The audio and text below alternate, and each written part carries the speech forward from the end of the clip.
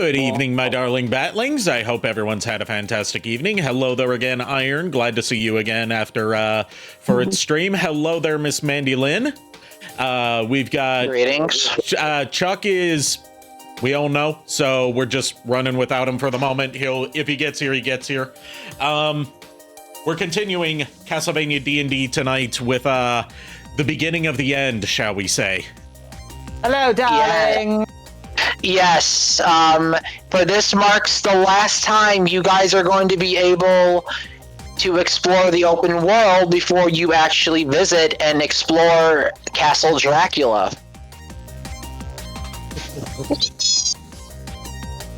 Indubitably. Yes, what she said. And as a good person once said, nobody knows if they will be victorious or not. Am I coming Don't fire your face. Yes, you are. You're fine. Usually it gives me like a little noise to tell me that my mic's been turned on, but for some reason it's not doing that tonight. You still have OBS open? Because that could be why. But I said, do you still have OBS open? Because that could be why. yeah, I was about to say, you know what? Somehow this is your fault, Ari. Wow. Okay. Yes, anyway, I fixed it. I fixed it. It was open. It was open. Anyway, would you like me to go into the extra life spiel? Yes. So tonight's campaign is brought to you by Extra Life. And what is Extra Life, you may ask?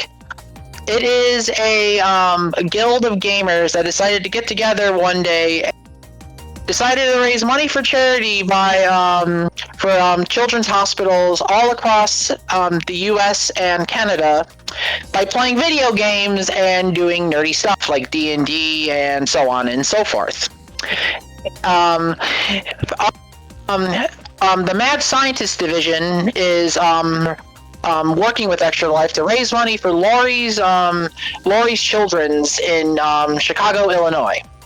We do not take a cent of any of the donations, for it all goes to the charity to help kids and kids get better, get the tools that the doctor's getting the items they need to help said kids get better, so that their stays in the hospital aren't as long and they can live their lives. With every for a minimum of $5 donation, you can request something of the party during downtime to influence the events. Also, there are also you could request in character or other character voiceovers and video responses from these lovely folks here with me, as well as a multitude of many others. Please give them at least a week or so to give you the best effect and be able to fill out the request. Aside from that, you'd be making a great difference, and it is always good to help others in need. Aside from that, I will also ask, please refrain from spamming alerts and notifications, as we are trying to help you guys, give you guys a good story, and the DM, as well as our lovely players over here, are trying to do their best to entertain. Yes. How did I do? You did Well, good. You did amazing. I would like to add that on behalf of the Mad Science Division, I would like everyone to please welcome Dr. Pepper I can never say the last part. Absinthe. Dr. Pepper Absinthe, which is the avatar that Nico is using starting tonight to the Mad Science Division. And a special shout out to DBY and Temporary Wizard who made this avatar happen. Yes, my lovely Yandere Gardevoir, who is a psychiatrist, is ready to run her clinic and maybe cause a little bit of chaos. Welcome to the Mad Science Division. And her lovely finally, and her lovely assistant Magic, and that's beyond. What the? Okay, finally that the so-called DM has been removed from the picture. Hello? Hello. What do you want now? I heard my name. I thought somebody needed a little therapy and a little bit of mental conditioning, but I guess I was wrong.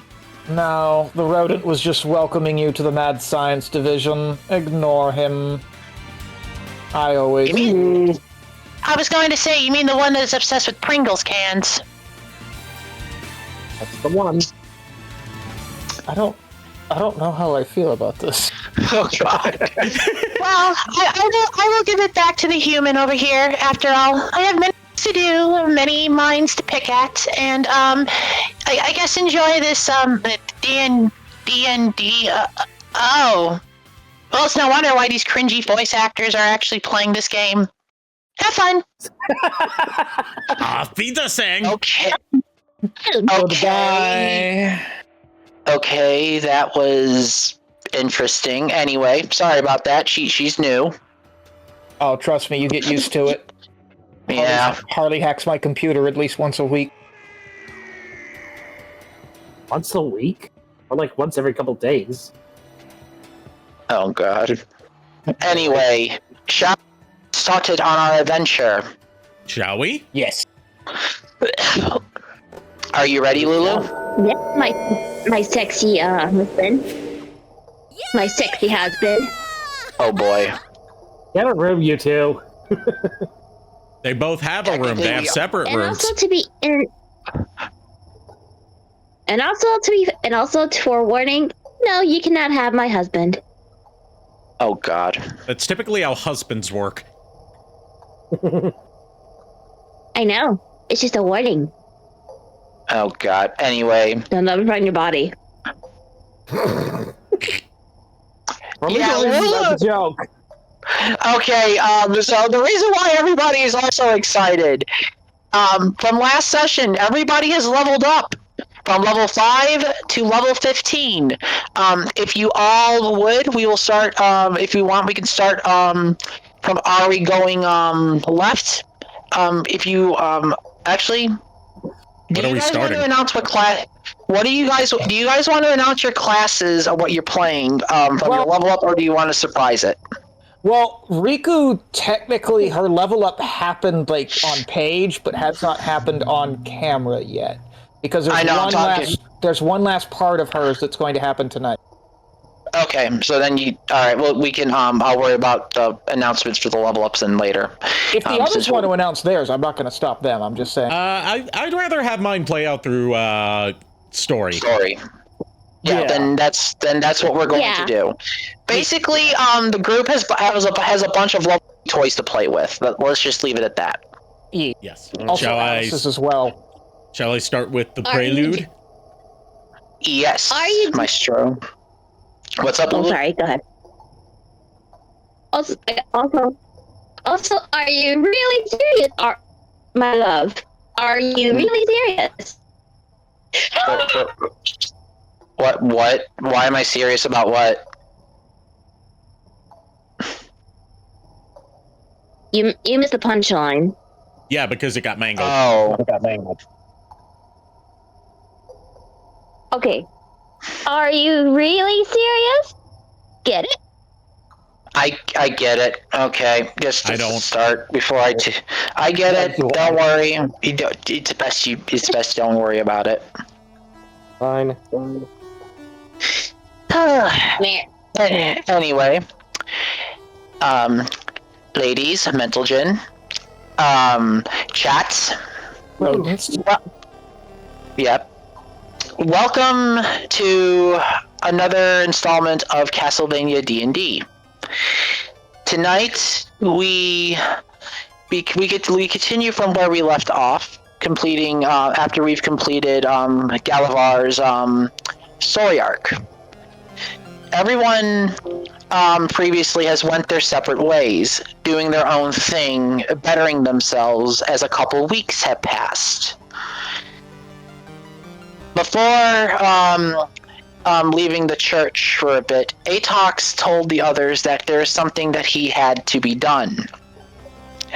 and leaving Riku and the others in charge of watching over the cathedral, he has went to go deal with something personal, dealing something with his father. A couple weeks have passed. Everyone has done their own thing, and eventually are coming back to Targoviste Cathedral as the 2 weeks have passed. The sky has become a permanent night. The moon blood red as an eerie fog rolls over Targoviste. A lot of battle has passed the past 2 weeks due to the fact that the town occasionally got overrun by more monsters than usual. And as the days go on, the town gets bleaker. Before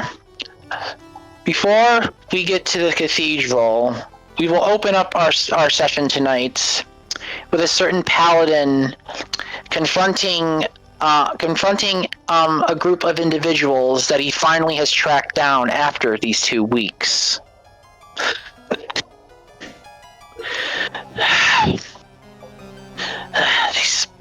If you can, please play waterfalls theme from Lords of Shadow. I think it's the Argathe Waterfalls. I'm trying to remember. Gotcha. Thank you.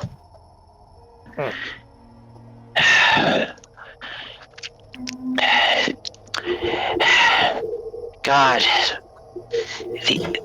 these mountains are very vast, and this tunnel goes further. Still, Father, why are you here? Atox roams through the catacombs in the mountain. The tunnels leading deep underneath near the entrance of the castle. Upon entering a hidden chamber, he confronts a man who is a lot more elderly, with long balding on. Basically, if you want to look up what he looks like, he's basically like Edgemaster, if you know who that is from Soul Calibur. He's similar to that. He his armor is that of silver with a white cloak. His arms bare, wearing bracers. A sort of like regal Templar armor with furred greaves and boots. He turns around to look at his son as he puts a hand on the table. Atox, I was wondering when you would show up here. Father, I've heard a lot of things of what you've been up to as of late. Why? Don't you understand? The blood in your veins is meant for this purpose. We are giving humanity a new chance. This coexistence has been poisoning humanity and has been making them and it's been pushing them to the side. It's time to take humanity back. Humanity back? Humanity back? You are literally sentencing everyone to death. I will not allow this, Father. I don't think you have a choice in the matter, son. After all, it's only a matter of time before the true Lord arises. Atox is going to grip his blade in anger. His aura flaring as he jumps at his father, only to realize something is wrong.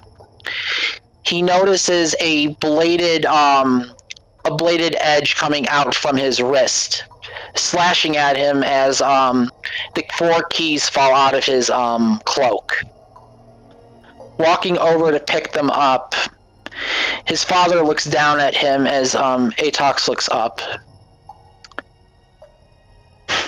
You know, son, I expected more from you. but it seems I was wrong. That's rich. Seeing as though... Since when does a holy man use a blade like that? Whatever do you mean? My father... You're not... I don't know what you are, father. Well, enough this talk, Atox. You are to rest now. As we go to black, a man appears before Atox, wearing a white suit, holding his clock in his hand as he stares at the man before him. I'm afraid I cannot allow you to end his life yet. As it fades to black, we go back to the cathedral. Ari, we need I forgot what the music was we played last time for Galba when we were in the cathedral. I can't remember what it was either, but it was something from Lords of Shadow. Let me see if I can find it. If you can't, just something like ominous and foreboding. I think it was just the Dead Bog theme. Yeah, Dead Bog, yeah. Yeah, I was watching earlier, rewatching earlier. It was Dead Bog. That sounds right. Thank you. Sorry.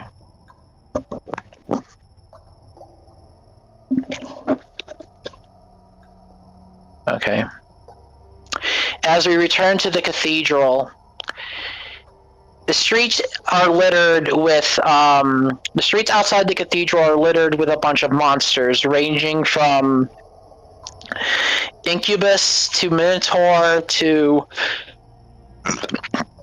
zombie to skeleton, and everything in between.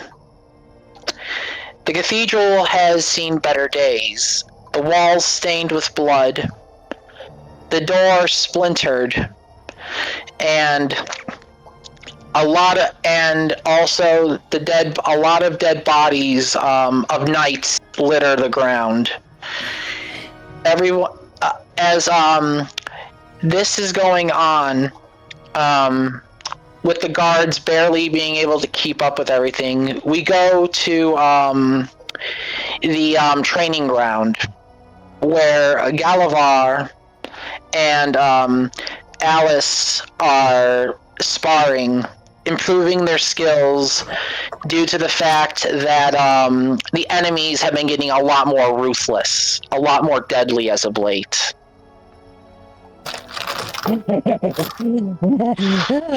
Is that all you've got, Galavar? I was gonna ask you the same thing. Of course it's not, darling. As I've been holding back. She is going to cast Misty Step. Okay. You cast it. Describe how the Misty Step activates and how it's affecting her. Like the particle effect. What she does is she slinks, like she literally like melts down into the shadows around them. Okay. And immediately appears behind him from his own shadow. Galavar, as you see your shadow sort of like stretch and notice like something is off, Alice emerges, glaring at you with an intensity during your match, as if this was a matter of life and death. Peekaboo. In response, Galavar is going to cast Command. Enough! Turn around. Alice, darling, how many times do I have to tell you? Stop saying peekaboo every time you come out of the shadows. It gives away your position. It's fun, though. She puts her hands up, basically yielding to Galavar. You win this one.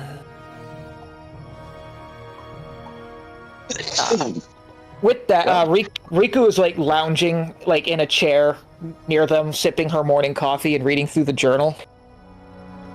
As you read through that, you guys hear sounds in the distance as if monsters are preparing to make another raid on Targoviste. They haven't made their way yet, but you guys do notice that the roars have been happening as of late. Proceed as you will. Basically, Ari, if you wanted to, you can use the sound effects from last time if you wanted to. As I can bring him up real quick. Yeah. Effects. Yeah, I can bring him up real quick. Just give me a sec. No worries. I mean, I know this was like we didn't plan this. I didn't tell you to do that. It was just a case where it's like It's okay. I said before. You could use this in the future. You have them to use as your leisure. Okay. I'll play this one. Riku looks up from the journal for a moment. Oh, I do wish they would stop with the incessant roaring. I'm so close! He looks down to the journal, her eyes immediately going wide. Wait. She like pulls out a quill out of seemingly nowhere and starts jotting down notes like a frantic psychopath. If I carry this Y, take this over here, this here, yes, factor in that. I say, hi. She like throws her coffee mug in revelation as she screams out in joy. I've done it! Galavar, need you to do a... Yeah, dexterity save. It's a dexterity save. If you're throwing something at him, Galavar has to roll a dex save in order to dodge it. Yeah, as does Alice. Yes. Okay. So, dexterity save. That's a 14. Let me do Riku's strength. Yeah, roll your strength to see how far you throw. Okay, you know what? Don't even bother. Don't even bother. What you That was roll? that was a 2. So Riku throws the mug and it like lands at Galavar's feet. Well, yeah, Galavar. Let's see. It didn't show up. Like it did. The thing didn't show up on my end, but basically, 18. Next save. Okay, 18. so as Riku throws her coffee mug, it lands at like the plate lands at Galavar's feet, but the cup like flips, the liquid not even spilling on Riku, as it just lands upside down perfectly as the glass and the dirt are now like absorbing the coffee. I was gonna say it lands on her head. It lands on Riku's head. I mean, if you want that, we could do that. Galavar! What is it? I finally understand what Frankenstein could not! I know how to bring someone back from the dead! Once they've died! She, like, takes a moment. We need to go to the dungeons, immediately! Okay. Now, while you guys go to the dungeons, I will ask this. I know when you wanted to show up, Ari, Lulu, when do you want Vixie to come back to the cathedral? I can wait until I can wait after Baron shows up. Okay. I'm just making sure, so I'm not like misplacing things. I will say I'm going to sort of announce when I'm going to arrive by rolling a certain thing to see how this plays out. Okay. Oh, no. Okay. All right. I'm just making, like I said, I'm just asking to make sure. Go ahead. I'll surprise you guys. Okay, so how about that? Okay. All right, that's fair. So is Alice coming with you to the dungeon with Galavar, or? Well, as Riku's taking the scythe with her, Alice has literally no choice. Well, yeah, that's fair. So as the group is running, when Charlotte sees all three run past, she asks, "Where are you guys going?" to the dungeons! I have one final experiment on this Bonnie! If this works! Galavar just stops for a moment and shrugs. Is like, Well, you guys go on and do what you need to do. I got more stuff to I have to take care of some stuff outside in front of the cathedral. They keep coming back as of late, and I'm getting exhausted. Galavar actually stops mid-stride, and it's just like, you know what? I'm coming with you. I think you could use all the help you can get. Yes. Galavar, yes. Go with Charlotte. Alice, of course, with me. I have so much to do. As Riku and Alice head down to the dungeons, when Charlotte opens the front doors, before them is a sort of like it's like the behemoth you guys ran into in the first session, but this one's a full behemoth. It has its hind legs and all, as it roars at both Galavar and Charlotte. Oh, that's another one.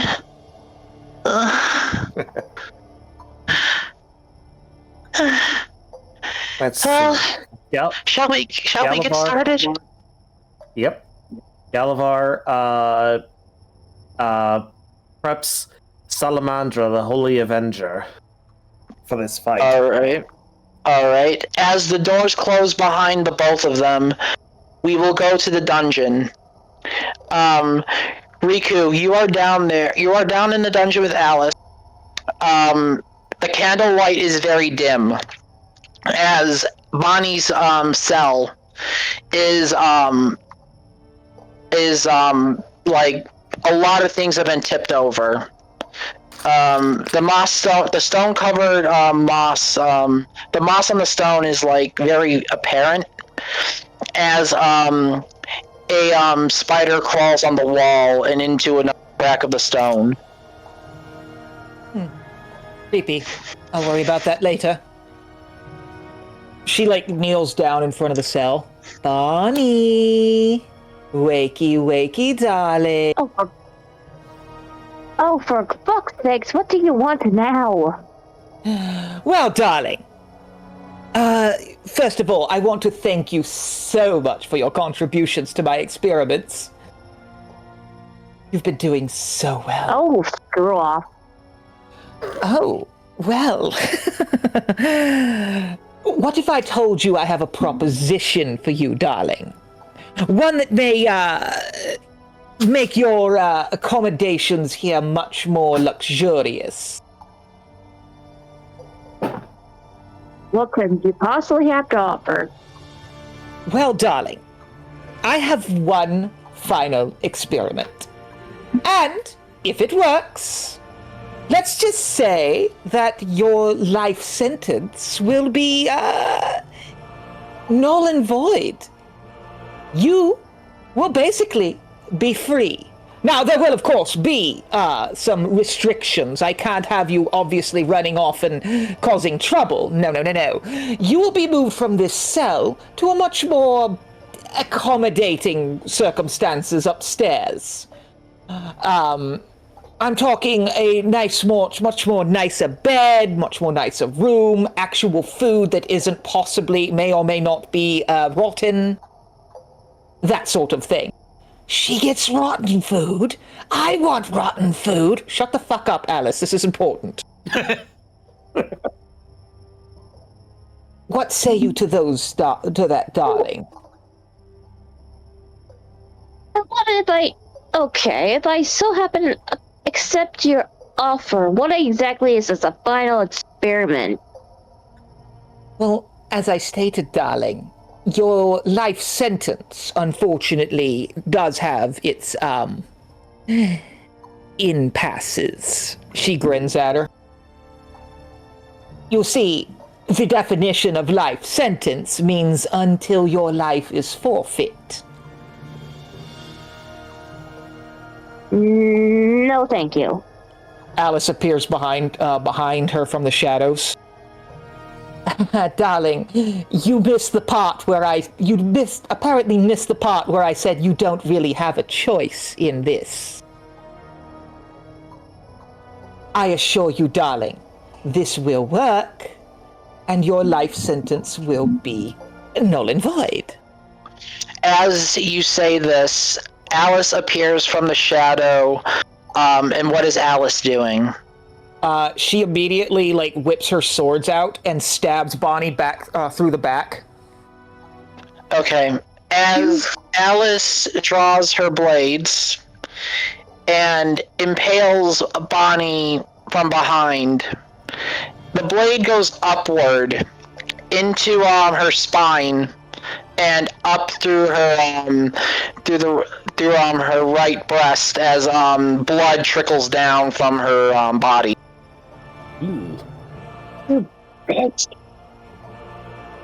I've been called worse. Trust me, darling, in a few moments, everything will be fine.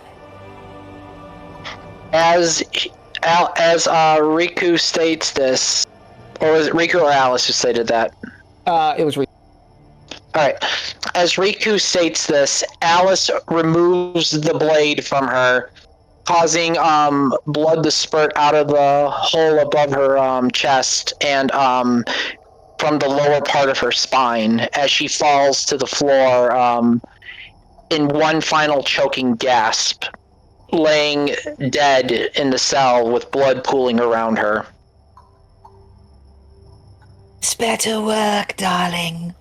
I'd rather not be marked as a murderer. No, that's a lie. I'd rather not be marked as a murderer too. No, that's also a lie. Alice, please move. She runs over to her. Okay, let's see. She checks Bonnie's pulse. Do a medicine check. That's a 16. You feel her heartbeat very, like her heartbeat is still, but somehow she has, still a little bit of cognitive functions, as, she is clinically dead, but not, brain dead yet. So, she is in a dying and dead. Well, she basically is dead, yeah. But yeah, basically, you could clearly see her eyes twitching, but her mouth ajar as her lipstick lips are parted. Almost in a way, she looks like she's choking on air. Yes. Riku pulls out her alchemic set and starts immediately getting to work mixing a whole bunch of chemicals. Meanwhile, Alice is watching the spiders on the wall and is batting at them like a cat. All right. As you are doing, okay, so you're taking out your alchemic set and working on your yes creation. She's mixing the potion together, swirling it around. She then turns to Alice. Alice! Yes, sorry. She has a mouthful of spiders. I will deal with that later, darling, but there's one final thing I need for this to work. Yes? I need your blood, darling. You are the final ingredient. I fucking beg your what? Saphira's breath, darling. It was there all along. I was just too dumb and blind to see it. It is your blood that will cause this to finally come together. As you state this, one of the spiders crawl out of Alice's ear, crawling back onto the wall and then back into the cracks of the stone as it squeaks. Oh god. Squeak. You hear a small explosion somewhere. No. Anyway, Alice looks at Riku. Okay. She then pulls out a knife and slashes her hand as green blood starts pouring out. If this doesn't work, you know what it'll do to her. I know. She pours it into the vial, and the vial immediately starts glowing golden. as the liquid turns golden, the bubbling in the vial stops, creating the elixir that you made. It gives off a bit of a little flash that illuminates the room with a gentle light. As go ahead. What? I was going to say, as it gives off that light, Alice hisses and goes back into the scythe. Okay, I was just finishing the description, but okay, yeah. Go ahead. No, keep going. That could work. As it gives off a gentle flash of light, the room seems a little bit brighter as whoever first floor of the cathedral can clearly see the staircase leading down to the dungeons like glow, and then it fades. All right, I have to do this quickly. She pours the vial into one of her syringes, and then leans over Bonnie and whispers, "What was taken, may it return. Come back to us, Bonnie Bloodwell," and injects her in the neck with it. As you inject her in the neck with the mixture, for a few minutes nothing happens, but then suddenly, the hole in her above her breast heals and in her spine as well. Her organs start to function again. Her heart begins to beat as newfound life springs forth into Bonnie. She has been fully revived of her wounds and has been given life. Bonnie, can you hear me? What the fuck? What the fuck did you do to me? Bonnie, it worked, you beautiful bitch! She grabs her and pulls her into a tight hug. Stop. Bonnie, don't you understand? You were dead! You were dead, darling, and you live! You live! You like Dot. I don't know how to feel about this. Darling, you're alive! It worked! I have become the master of life and death! I decide who lives and dies. Me! Not that upstart Esmeth! she almost goes to kiss Bonnie, but then stops. No. I am an engaged woman. No. But the point is, Bonnie, Dot. you live. Your life sentence. It's revoked because your previous life is done. You are reborn. Bonnie, as Bonnie hears Riku's Alice, I'm getting fucking confused. Riku's word. Goddamn DM. As Bonnie hears Riku's words, hearing the fact that she was dead, but brought back to life, this was the first time this has ever happened to someone who wasn't a creature of the night. She had her human. She was still human, and she noticed that a lot of stuff that was affecting her has been completely healed. With Riku's words, yes, she was telling the truth. She was given a second chance, and her life sentence was revoked. Oh, okay, well, I still don't know how you did or what you did, but I think I'm gonna need some time to reflect on this. Incidentally, there may be a couple side effects. You might start seeing colors that don't exist. You might start smelling chicken out of nowhere. Don't worry about it. It's not actually there. And also, there is a slight chance you're going to crave raw meat instead of fully cooked. But don't worry about it, darling. It'll pass in a few days. She slaps her on the back. You live, Bonnie! Yeah. Okay. As Riku slaps Bonnie on the back, her chest bounces a little bit as she takes a few steps forward, almost hitting the iron bars of the cell. Oh, okay. Okay, I'll take your word for it. Now, don't you think you have somewhere else to be right now? Oh, yes, the whole fight going on upstairs. Again, Bonnie, the guards will be down in a moment to take you to your new accommodations. Bonnie, you are free. To a certain extent, of course. We can't have you running around causing trouble that we don't know about. The point is, I gotta go! As Riku takes the scythe and heads upstairs. At the front door, Galavar, you and Charlotte are deeply heavy in breath, as if a lot of your stamina has been drained. Seeing that this behemoth is a lot stronger than ones that have attacked the cathedral recently, as it snarls at you, seeing as how you took off its horn, and Charlotte is trying her best to keep a mental hypnotic pattern to keep it pacified. This one's way stronger than the others. True, but I do enjoy a challenge. Even so, we lost a lot of knights, and only you, Riku, Alice, and I are the last line of defense at this church.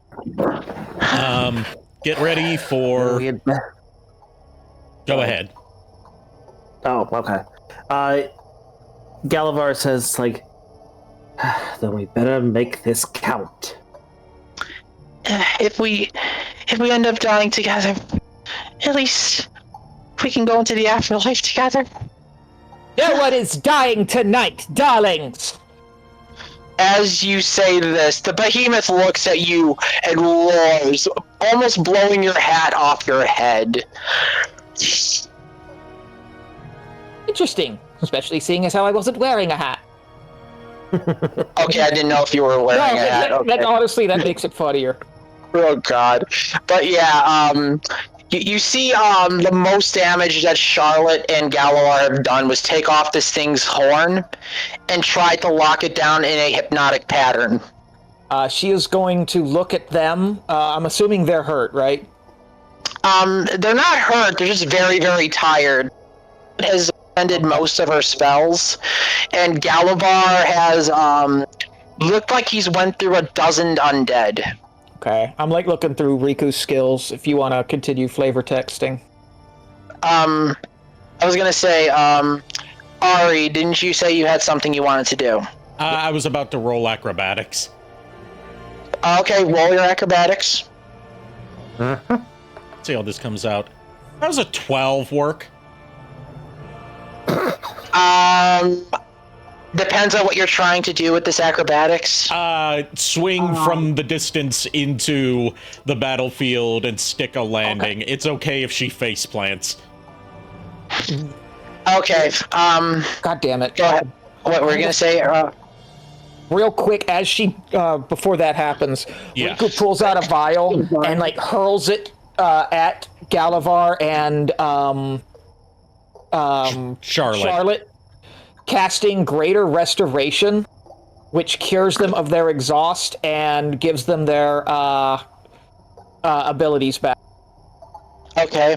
Galavar and Charlotte feel a renewed rejuvenation to fight, as they have their zeal back. And as for the acrobatics, as you all hear a familiar sound. Like this time, it's when Varen swings in, she's letting out a battle screech like Xena. Yeah, you hear this like over the top battle screech as you see Varen swinging in. However, as she goes to try and swing at the behemoth through her skillful acrobatics, her hand slips off the rope she's using to swing in, falls forward, and skids in a face plant at Riku's feet. Oops. Like Varen's still muffled from having her face, to the ground. Okay. I'm here to save the day, loves. Yeah. Darling. She, like, kneels down. As happy as Mommy is to see you. What the fuck was that? Baron looks up at her. Haven't you heard of a dynamic entry? She has like a huge smile on her face, shakes her head. Oh, welcome back, my love. Helps her to her feet. Baron's outfit has changed this time to... Let me find the image that Lulu sent to me that is going to be a piece of inspiration, just so I can have like a reference to describe with. It is like it's like a mini dress and vest with a cincher around her midsection that is a vibrant red and has like a dress cage underneath it that is exposed with ornamental roses and straps adorning the sleeves, the skirt, and her boots, as well as a rose pattern going up her leggings. Okay. She hops up to her feet and reaches to hug Riku, but then stops for a moment. Right, love later. We've got something more important to take care of right now. Riku is like beat fucking red as she's looking Varen up and down. Okay. After the wedding. Oh God. Lulu, did you say you have something you wanted to do? I'm gonna say the behemoth is already dead because it had something like in its throat, like something was stabbed. Well, the behemoth is just like roaring, but are you saying like something's happening with Vixie or something, or what's going on? It's just smoking in adult form. He had to kill the thing. Okay. All right. Is Vixie riding Smokey, or what's going on? Yeah, she's actually on Smokey's back. This is her. Go ahead. All right. This is her what? This is her. You could say this is her entry. Okay. As you all hear a dragon roar, she flies in on the back of a black dragon with red eyes. As the dragon knocks the behemoth over, lays on its side roaring, and on the back of the dragon is a certain nine-tailed fox you guys remember. As she dismounts the dragon, and the dragon turns back into its normal form you all know. Well, way to steal my thunder. I mean, welcome back, Vixie love. Yeah, I saw that total failure of the entrance Baden. To be fair, I've never done that before, and it turned out better than I thought. Guys, the behemoth is still breathing. We need to take care of it now. 7 hell. Okay. Smokey's like, boom! Goes adult form, but he just kills it. Well, I was gonna have Oh, sorry, go ahead. Do what you gotta do. Galavar, if you want to you can show off your character this time if you want to bring the creature low. Yeah, so now, we never did this during the sparring match, but Galavar, in the period of time that has occurred between the events of last session and this one, Galavar has reforged his armor.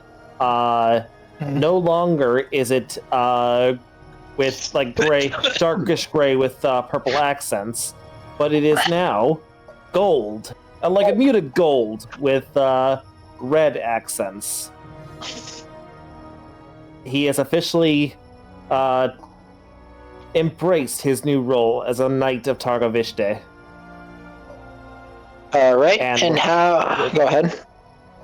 Salamandra, the Holy Avenger, is prepped and ready to slice this thing's head clean off.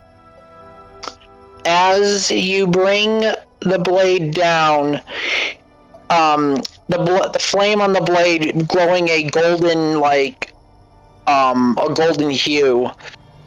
It takes the behemoth's it takes off the behemoth's head clean. It takes it clean off as the creature burns into a blue flame and souls free from it, passing on into the next world. As the blade itself has blood on it, you swing the blade, cleaning it off, and then put it back onto your back. Impressive, darling. Oh, can I? Oh, Go ahead, Vixie. go ahead. What's up? Sorry, I don't. What do you? What's Oh, that? I was gonna describe my class now, but I'll wait till Galvar's done. After Galavar and Riku say what they're gonna say, we can let you describe your how you look and how you've changed. Okay. I was gonna say as this is as Galavar is doing that. Okay. Like a group of skeletons are like advancing as well. Okay. I can. All right. I can. Go ahead. You want the? All right. I can have that happen. As the behemoth fades and roars, three skeletons approach. One of them donning mithril armor with a long sword. JKR just dropped. Okay. Probably. He's back. Welcome back. Sorry for that. Just You're fine. Yeah, you're back. He was just changing his image. Oh, Okay. Yeah. Anyway, three skeletons do approach. One of them wearing mithril armor sword, while the other two have clubs. They their bones rattle as a purple light burns in their eye sockets where their eyeballs would be. As they let out a low screech. Go ahead, Riku. Riku looks over at them and just kind of smirks, and then she twirls the staff and then slams the blade itself down into the ground. Alice, darling, you're up. All right. As Alice slinks out of the scythe as a shadow, and appears right next to the skeletons. Whips out both her swords and starts hacking at them, moving through the shadows as she's doing it. As Alice weaves and slinks through the shadows, taking down each skeleton, the mithril one straight through as it breaks its armor and falls collapsed. Alice stands amongst the bones, the souls from those fading away as for Varen and Vixie, this is your time to show off a little bit. Two incubuses and a siren fly forth, eyeing both Varen and Vixie. One sec. So Go ahead, it's up to Vixie. you guys who. All right, Vixie, you can show off first. Then you go ahead. You do it Well, first. I Then you just got need there to do before me. something real quick. Just need to refresh the reactive go. PNGs. It was already showing you updated on my side. Yeah, Okay. I updated it a second time, realized I put the okay. wrong one in. Okay. Varen pulls out her twin cutlasses, which now glow like an eerie, like very light blue color, like an ethereal blue. All right, Mummy and Daddy, time to show them what I've learned. Alright, who are you what creatures are you styling on? Are you styling on the incubus or the siren? The siren. Alright, the siren is flapping above you, screeching as it prepares to sing its hypnotic lullaby to try and knock you out. Let's see. What do I want to style on her with? You don't have to worry about rolling or worrying about spells being used up because I'm this just is seeing what I showing got. off how you get. Oh, fair enough. Yeah, I know. I'm just letting you guys know. Like anything you guys use does not use up a spell slot or need a roll. This is to show off your characters on how they've grown. You know what? I'm gonna keep it simple, stupid. She's going to channel Eldritch Blast through one of her blades at the siren. All right. Describe how you fire your Eldritch Blast from your blade. She holds up the blade that's in her right hand. It the bright blue glow turns to a bright green, charges up, and a blast of eldritch energy fires out of the blade, arcing and zipping through the sky towards its target before enveloping the siren and zapping her. All right. As the energy comes forth from your blade, it homes in and strikes the siren like a lightning bolt. The creature screeching as its hypnotic song, just as it was about to start the first note, chokes in her throat as she screeches in agony. The skeletal frame of her human half of her upper body falls apart as the almost angel and bird-like appendages from wings to her feet start to molt and turn to ash as it blows in the wind. Another blue soul flying out to the heavens as 2 incubuses are all that is left. That'll be no singing from you, dear. After the wedding, after the wedding, after the wedding, after the wedding. Oh my fucking god. Riku's like beat red having just watched Varen do that.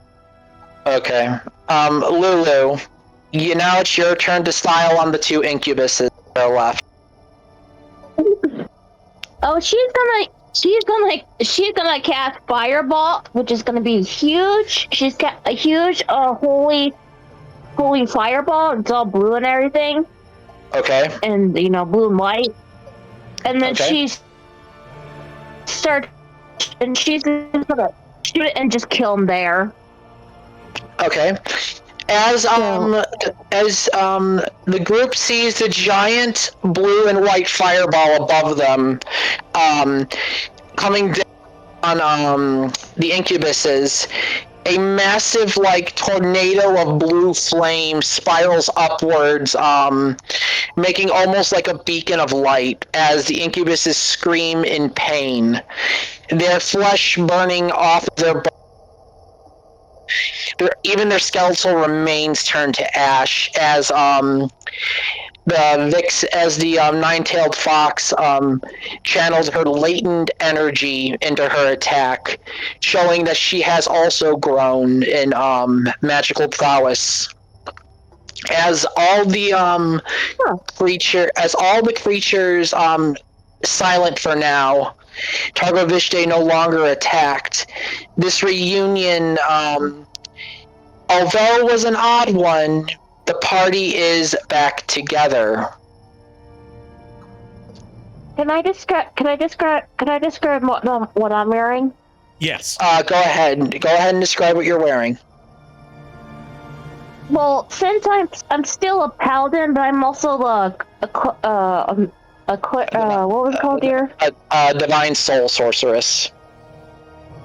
That's what I am. So she's still wearing armor or anything, but I guess you could say it's more medium and everything.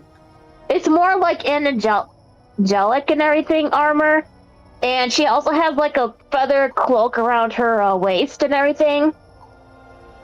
And she's still wearing the same old shield and sword and everything. Okay. Okay. But yes, as the battle ends and Charlotte sighs, he looks at the 4. Well, I certainly could say this. You all you all have certainly gotten stronger. Indeed. Don't sell yourself short, Charlotte. You've gotten better as well. Well, I try. I mean, again, I'm just a psychologist I'm just a therapist of the church. And besides,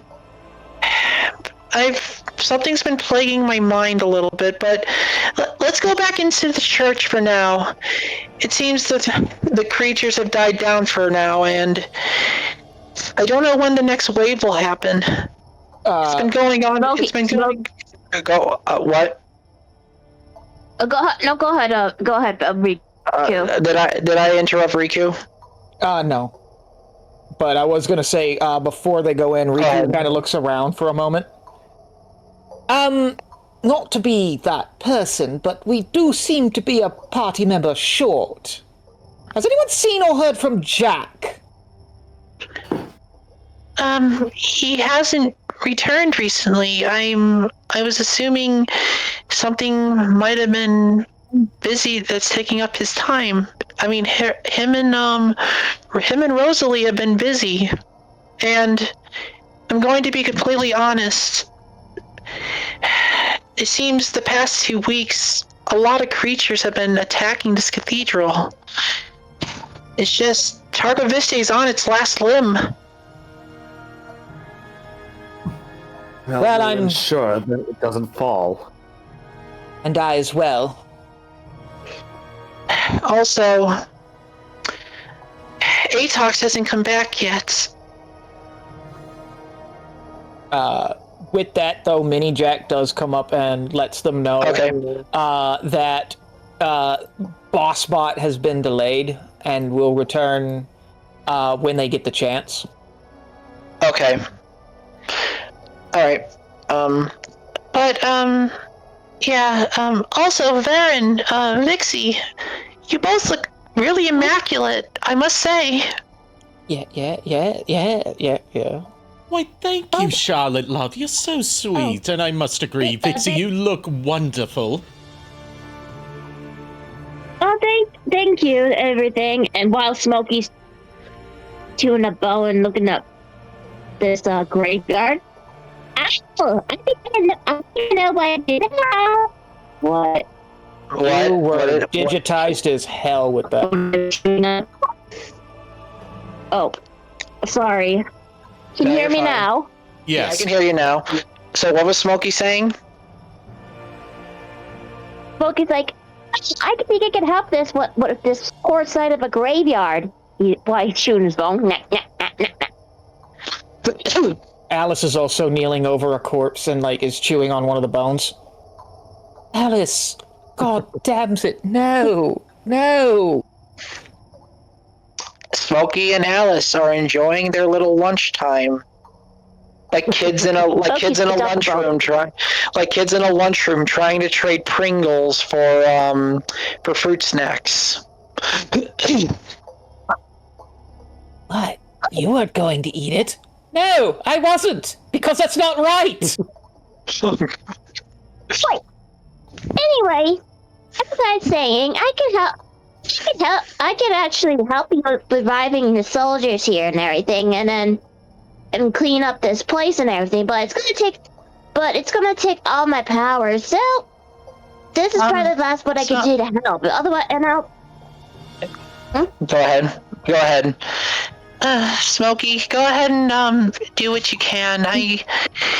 Right now I'm just a little preoccupied and worried at the moment, and we need to go back inside. So, whenever you guys ready, I'll wait for you in the church. Oh, that reminds me, Riku. Yes, darling.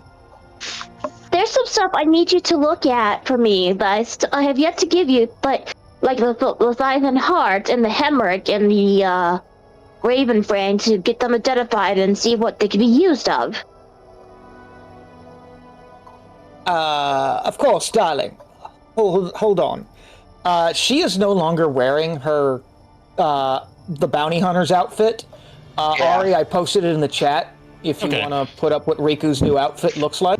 Okay. Okie She is wearing a red cloak, and kind of like a short-skirted dress. She kind of looks like a Valkyrie version of Death. Okay. And her hair is also now much more longer and flowing than it originally was. Image is coming up in now. That is the new Riku. Beautiful. That is beautiful. So, for the sake of, like, having her alchemic stuff, though, we'll say she also has, like, several pouches, like, glued around the belt line. Yeah. She starts going through one. Where the hell did I put that table? Starts pulling out random shit, like a cartoon almost, where somehow she manages to pull out a piano and several sink. Yeah, the kitchen sink. I'll be right back. I gotta use the washroom very quickly, so while you do that, I'll be right back. Okay. I was gonna say she pulls out the alchemic table. Here it is. That's fine. I can, if you want to quickly do that, and I can tell you what you make out of it. I can actually tell you what all 3 items can do now. Okay. Yeah, she does take the items from Vixie and starts working to identify them. As all 3 items are placed on the alchemy table, and the Leviathan heart, the Raven Fang, and the Leviathan Fang, and the cloth. The items themselves start to form, and through your focus, form a rather lovely looking cloak. The cloak itself has chainmail woven in it, and it is an almost goldish golden with white accents, angel feathers dusting it as it feels rather light despite looking heavy.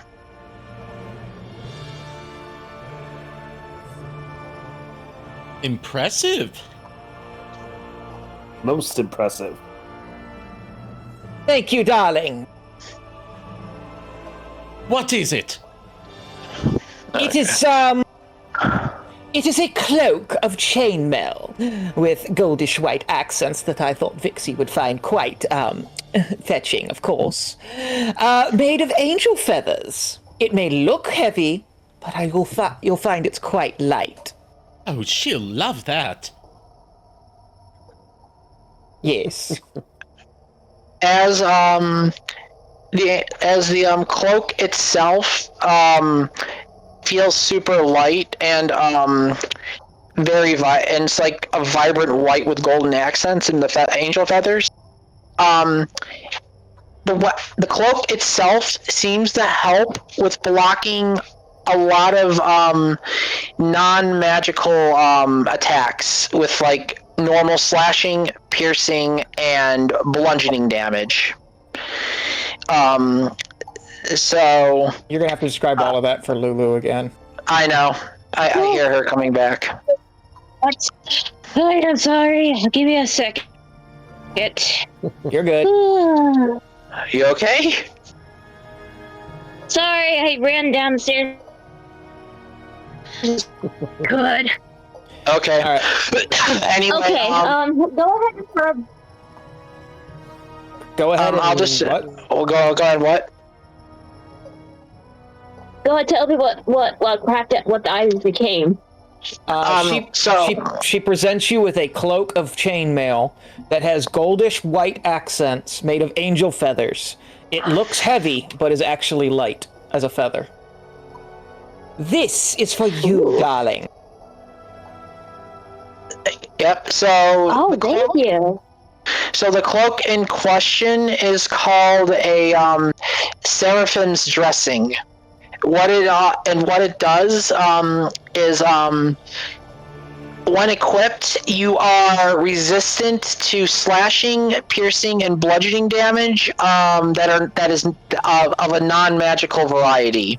So unless the weapon is magic, it cannot like you get resistance from damage that is normal weapons. Okay, she's gonna equip that. And then what else? The only other thing is your AC now is 23 without using your shield. So when you use your shield, your AC will go to 25. What about the Raven Bang and the Leviathan Heart? Yeah, those three combined to make that. Yeah, all three items combined to make the cloak. Oh, okay, got it. All right, so I'll continue speaking. And that cloak is considered a legendary item. Oh, thank you. Oh my God, this is so beautiful. Thank you, Riku. You have no idea. Hello? You have no idea. There you go. I hear you now. Okay, sorry, everyone. I thought it was... Okay, so let me say, oh, thank you, Riku, so much. You had no idea what these past few weeks I was training, talking to Dracula's dead wife, blah, blah, blah. Yes, that must have been absolutely terrible. She looks around at the cathedral, which is literally covered in bodies. Shall we all inside? I do have someone I'd like to. I do have someone that I'd like to introduce you lot to, or rather, two people. What? Riku tilts her head, looks around. She unsheathes her cutlasses, and they start to glow again. They may not look the part, but say hello to Mummy and Daddy. They the blades themselves glow and hum as they are introduced as your parents, Varen. I do have names for them. I know, but you haven't announced what their names are, Yes. so I'm not to give that information. Right. But as the blades themselves, they give off a spiritual energy that basically attunes with Riku, Vixie, Alice, and Galavar's minds, as you can actually hear how they speak. First you hear a very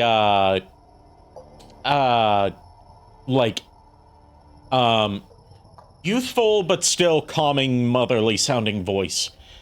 It's a pleasure to meet you all. My name is Idun Moonblood. I am the mother of your dear Varen here, as you have come to know her. And followed up is the voice of a very cheerful, very theatrical sounding man. Whereas my name is Bragi. I'm so overjoyed to be reunited with her after all these years, even if it does have to be in this way. I hear tale that you have treated her very well, especially, I believe your name is Riku? Riku kind of like walks over to them, like affixed by all this. Yes. Yes. Wonderful to meet both of you. I am Riku Saphira Jekyll, at your service. Varen's, she looks at Varen, like, as if asking if Varen's told. Varen nods approvingly. Varen's fiancé. Yes, she's filled us in on all the details, some that we would very much rather not be informed of, but still. We're happy that she has found companionship in someone so trustworthy. Yes, it's a very long, funny story involving how I used to be a bounty hunter.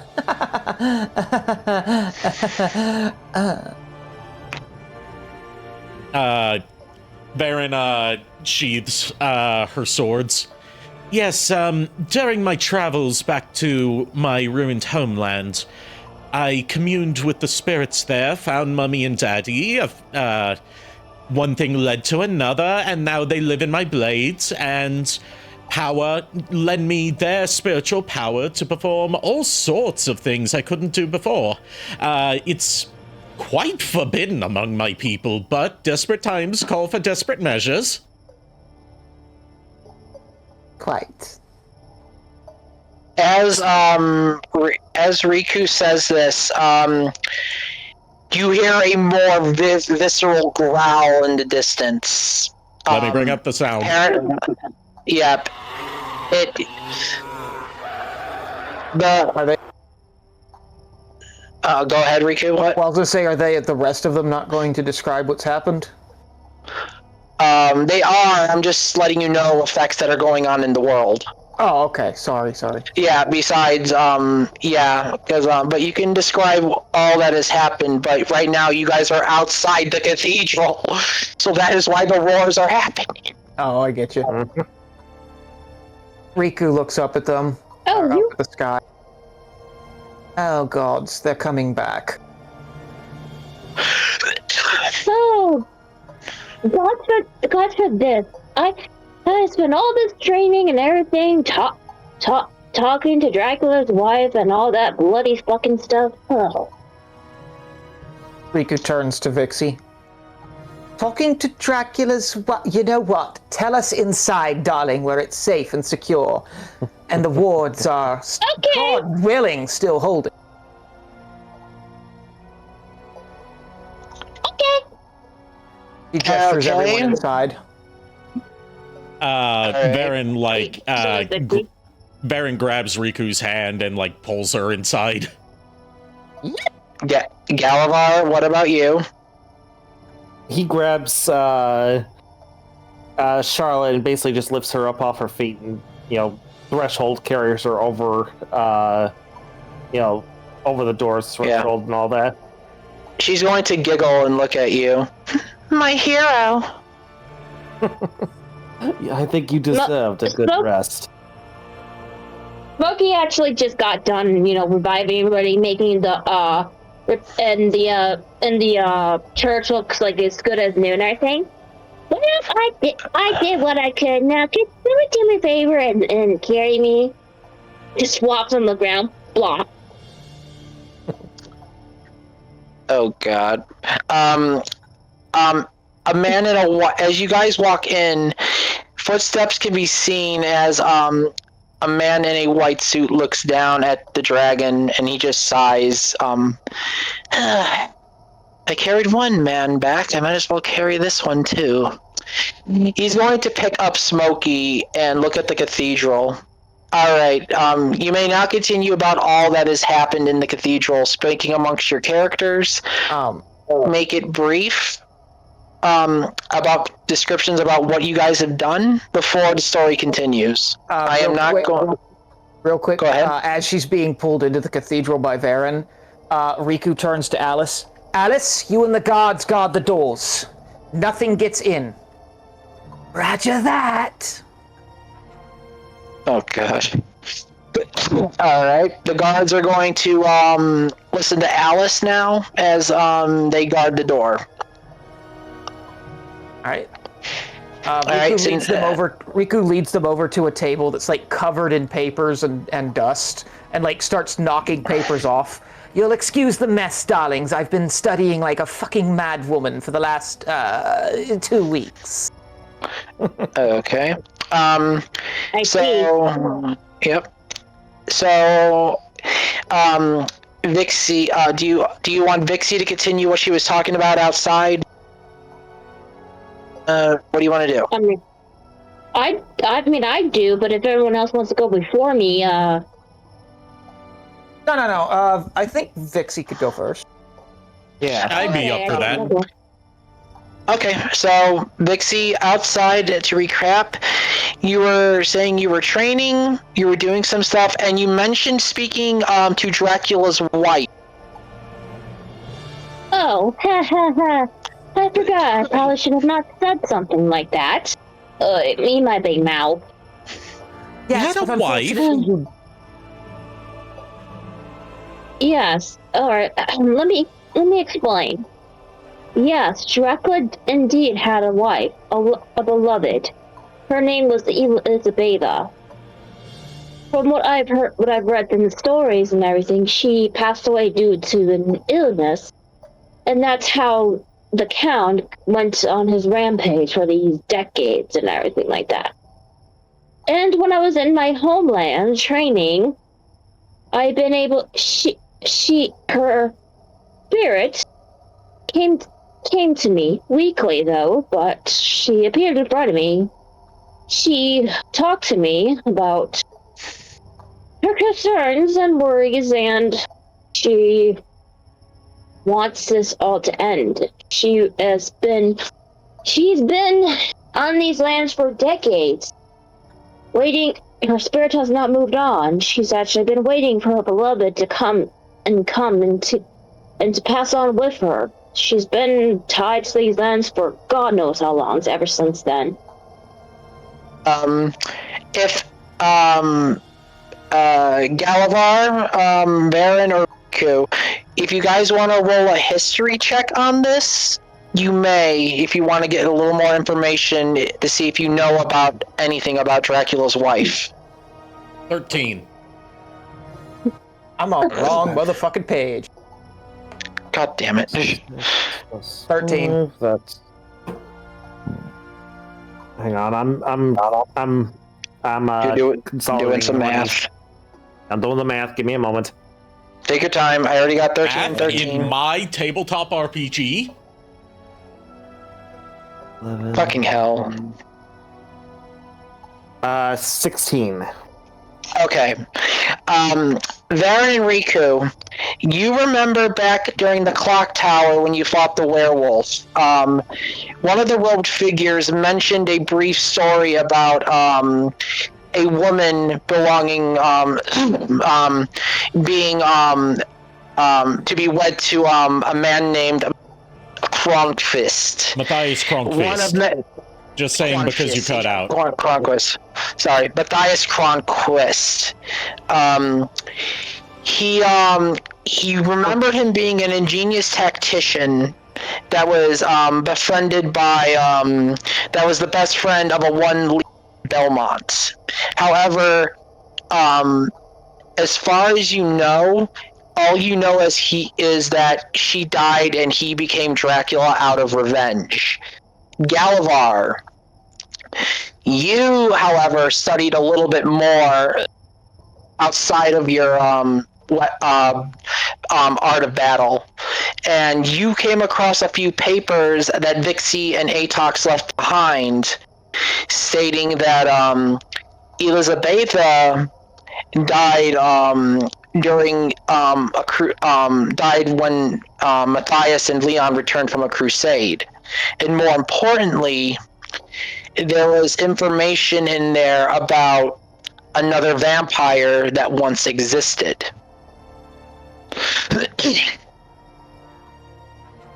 There was another vampire. One What? before Dracula? You're kidding. Evidently.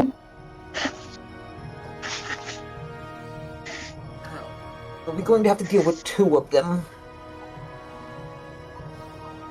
I'd be up for a fight with as many as life throws at us. Or in their case, unlife. Well, But yes. Go ahead. going on such a rampage because your beloved was taken from you before their time? Can't say I don't feel for the fellow. I would probably do the same if I were to lose any of you. Especially... And then she just looks over at Riku. Riku just kind of gives her a loving smile. And then takes her hand. But you have. Go ahead. I mean, that was it. But you have to understand, though, when I've been talking to her, that's not what she wants. That's not what she wanted, though, for her beloved. She wanted her beloved to rest in peace and lived on his way, but due to his revenge against God and everything like that, so yeah. So we're not dealing with an average vampire, I'm guessing, if he's waging war against God himself. Correct. Just what I wanted to hear. I've been aching for a challenge. Of course you have, love. Riku stands and starts walking around the table.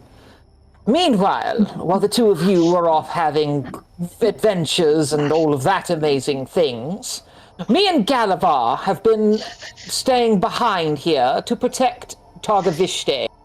I can tell you it has not been pleasant in any sense of the term. I don't think I've slept well in... Gods, when was the last time we slept, Galavar? I don't think we've slept since last Thursday. Oh, gods, I forgot about last Thursday. So many wyverns. Anyway, in that time, I have an announcement. She pulls out the journal. I did it! I finally cracked this goddamn forsaken fucking piece of shit book's secrets. Oh? Vixie, darling. I will warn you what you're about to see is, but I assure you, she's no longer a threat. She whistles. She whistles to two guards who bring Bonnie into the room. As the door opens, two guards are stationed beside Bonnie as she walks in. Free from her cell, she stands before you, Vixie, Varen, and Galavar. A lot more cleaner and a lot more from what she was wearing originally in the cell. Riku! Hold on. There's there's a reason for this. She clears her throat. Ladies and gentlemen, I present to you the reformed. She looks at Bonnie with kind of like a "you better be reformed" look in her eyes. Bonnie Bloodwell, the first human being in recorded history to ever be killed and reborn. Bonnie's just I'm still confused about... Hold on. Hello. Bonnie's I'm still confused about this whole shenanigans, but I'm just gonna go along with it. Vixie just still gives Riku a sharp look. Riku, we'll discuss this more later, after all this mess. Riku has a very nervous grin. Varen looks at Bonnie, looks at Riku, looks at Vixie, looks back at Bonnie, looks back at Riku. And you killed her without me? Oh, God. To be fair, darling. To be fair, you were off doing, She scratches her chin. What yes, reuniting with your parents. Oh, God. Did you at least uncover the secrets of how she made her tits so big? I can't stand being smaller than her. Although I do have to share that I have grown a full 10 centimeters. The knights are going to try and avert their eyes. They don't even know how to handle this information as they look to Riku. Lady Riku, I have to ask. Bonnie has been moved into one of the rooms. What is it exactly you wish for us to do? Because I'm going to be completely honest. We are very confused. Yes. Please put her to work cleaning some room somewhere I'm sure needs attending to. This place is a goddamn fucking pigsty. Riku! Betsy, darling, listen, hear me out. Okay? Do you understand what this means, darling? It means you did all this just so you could have a busty maid when you have me. Oh my god. Riku, again, for the millionth time in this campaign, Stewie Griffin turns her head towards Varen. No. Darlings, I have done it. I have done what Frankenstein and his idiot grandfather could not. I have mastered life and death. Look, Riku, my dearest friend, sister, and everything, I understand, and I'm very, very, very proud of you, and I'm happy for you and all, but still, Bonnie? To be fair, if the experiment hadn't worked, we'd be rid of Bonnie. So... Bonnie's like, what? So, there's really no loss here, or gain, except for the advancements of science, right? Charlotte is just gonna look at Galavar with a worried look, and she's just gonna whisper something to him. You know, I'm starting to worry about what would have happened if Riku became a permanent leader of the cathedral. What was that, I don't Charlotte? think it would have ended well. Oh, nothing. No, All right. What Galavar said. Okay, go. All right, fine. Guards, take her up to her new combinations, and put her as a maid for now. And Riku, we will have a talk this after all this whole mess will be done with. Right. But also, I'm not the only one amongst the Jekylls who has advanced. Gestures to the scythe, which is currently embedded in the ground. There have been some unfortunate complications in me and Alice's bonding. However, she is now a full-fledged knight of this cathedral. And, given certain circumstances, mainly I cannot participate in any fight that she does, she is now what is known as a Shadow Blade. She has mastered the shadows and made them her own.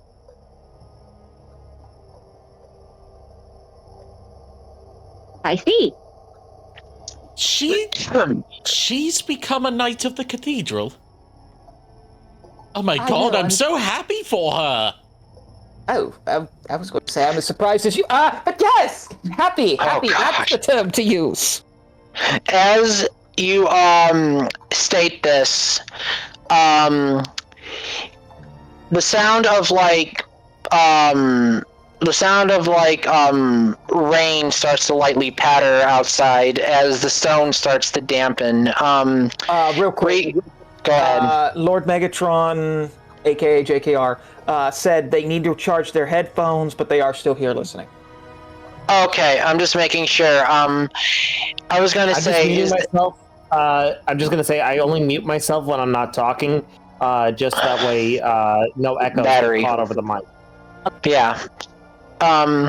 Is there? I will say, Riku. Is there anything else you wish to add about Alice? Is there anything else people want to add about their character? I have something, but I will wait until well, go ahead for it. Yeah, I was gonna say, she does turn to them and says, she is a knight, but there is an unfortunate complication. You see, I have to channel her in order for her to be able to fully participate in any battle. So, unfortunately, during that time, she reaches for a vial, but it doesn't glow like it would normally when she's holding it. Unfortunately, she takes a deep breath. I guess incapacitated would be the proper term here. Incidentally, if something does happen and Alice is fighting, I will not be able to heal any of you until she is withdrawn into the scythe. Varen, That's okay, because I know how go to ahead. heal myself. Oh, sorry. I said go ahead. Oh, well, that's okay, because I know I know a lot more healing spells with my new class and everything. So I think we should be okay. As for, I suppose, while we're all sharing, I should say that there's a teeny little catch to my newfound powers and abilities. Riku raises a brow. Promise you won't get mad, love. I still love you, and I always will. I cannot confirm nor deny such a promise. Go on. So you know how I said that channeling the spirits of my departed parents into my weapons to unlock otherworldly abilities was highly forbidden among my people? Baron. It's something called a hexblade, and Baron. as part of it, well, you see, I've learned that when the wood elves pass on, they are reborn as a new person, continuing a cycle of life and rebirth. As I have broken this cycle of life and rebirth, I will, if I die, I will not be reincarnated and will be damned to hell for eternity? Oh no. Riku pulls the scythe out of the ground. You see Alice like shrieking, going back into it. Hey, what the fuck?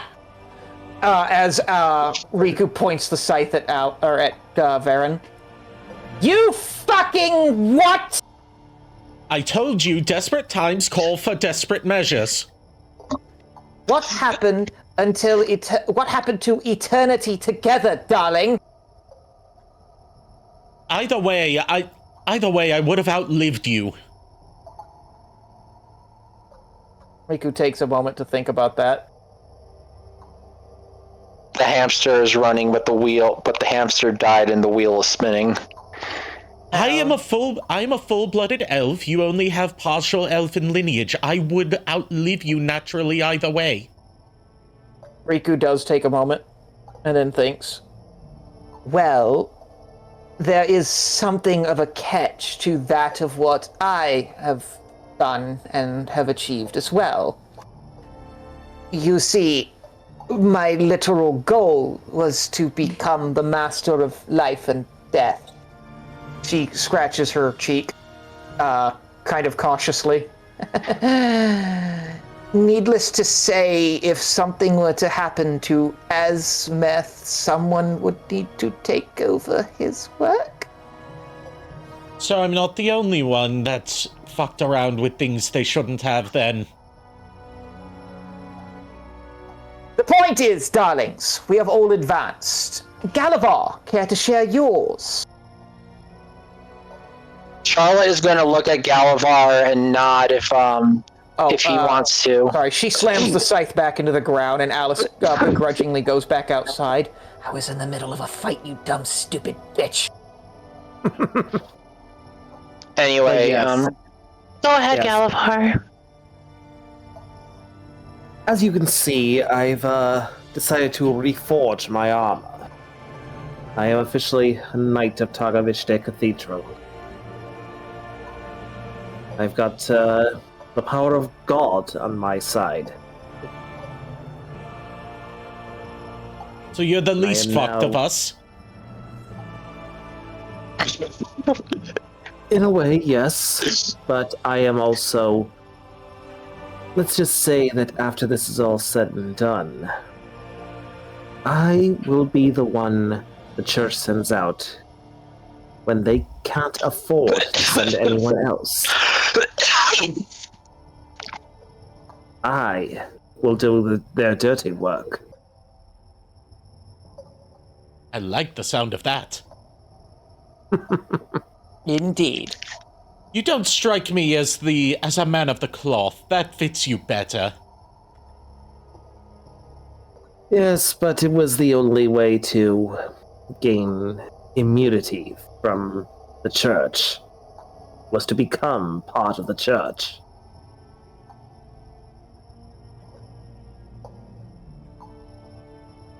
And I'm just gonna...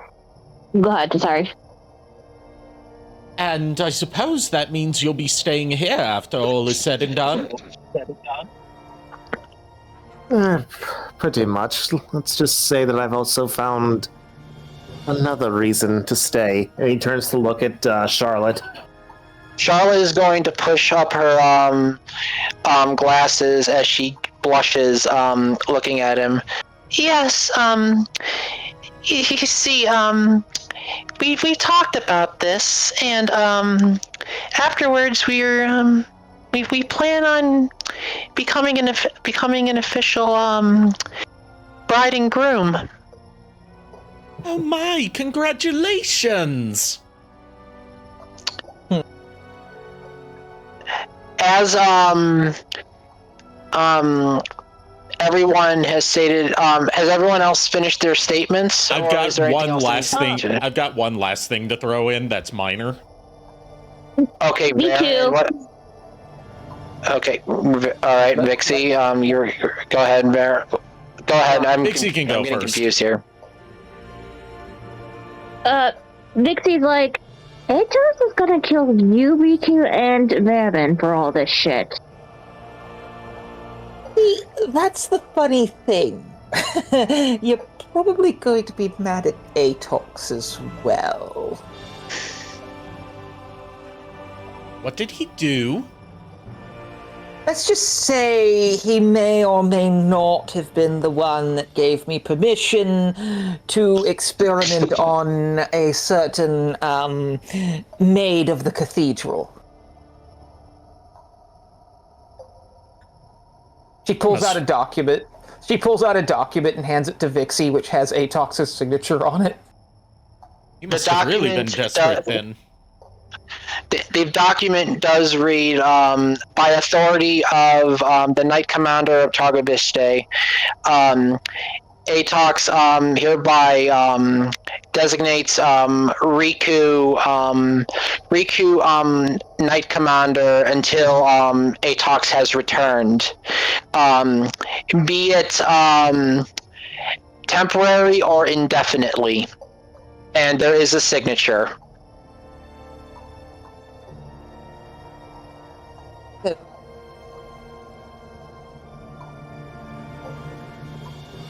Calm down. I am going to talk to that man once he fucking returns! Go ahead, Varen. Are you gonna... So, if it makes things any better, Riku, love, you know how I said that after all this was done, I was going to sail the seas for the rest of my life, fighting for justice and all that? Yes, love. You found us a ship? I have my own ship now, and a truck is here. Darling, that's wonderful! Oh, I am so sorry. I completely spaced on what today was. But you are fine. We worked it into the story that you were just running late and hadn't gotten here yet. In fact, let me flavor text your entrance a little bit here. Okay. I'm actually currently at a GameStop, so... Okay. Oh. So sorry. I will get home ASAP and I will hop on the call. I am really sorry. I'm going to be a red drone audience. You're fine. You're fine. Take your time. Yeah, give me about 20 to 30 minutes. I'm really sorry, guys. Okay. No, you are fine. Don't worry. Okay. We can always work you coming in in We can some work way, you shape, or having your form. own dramatic entry at at a later moment. Anywhere. All right, I'll be right back, guys. Sorry. Okay. All right. Good time. Anyway, Sorry, back to where Riku. we left off. Upon hearing that Varen has her own ship, Riku like runs and leaps into her arms. That's wonderful, darling. I've even thought of a name for it. Oh. How does the Reaper sound? Riku blushes deeply. I love it, darling. They do say you're supposed to name a ship after a lovely lady, after all. She's so fucking red that somehow her skin is like hot to Varen's touch. Varen like feels the heat and accidentally drops her. Ooh. Sorry, don't. It felt really hot for a second. Oh Yes. my god. Yes. Hi. Riku like gets up, brushes herself off, clears her throat. With all that aside, now that we are all reunited, as acting, what was her title? Knight Commander. As acting Knight Commander of the Targoviste Cathedral, I believe it is my duty to commence a meeting of sorts. We need to discuss what we are going to do going forward. Do we not have the keys that we need to just go raid Dracula's castle and kick him in his ass? Well, that's the kicker. It seems a certain paladin took them with him when he left. Baron looks around. You know there's more than one paladin here, right? Oh my god. Riku looks at Baron with an absolute "Are you serious?" look on her. Okay. Baron, Go ahead. I want you to Makes me go Oh, go ahead. dot. Please don't tell me you're saying that. My lovely dear fiance took the fucking keys with him. That would be exactly what I said. Yes, darling. Start steaming. I'm gone. Twitch. Which brings us to our next conundrum / and/or problem. I have not heard from Atox in about 2 weeks. She's doing the math on her fingers. Okay. Roughly about 2 weeks. But The that's last a I heard from- fortnight! Yes, darling, it absolutely is not. The point is that we've lost contact. Even God damn it, I forgot my fucking bird's name. Farscape. Farscape, thank you. Even Farscape has been unable to find him. How do you lose a paladin? I believe I know where my fucking lovely husband probably went after. Yes. And where would that be, darling? Because, as I was going to say, I believe our next move is to find Atox, for I fear the worst. Oh, no. He probably went have to go after his old man, his father.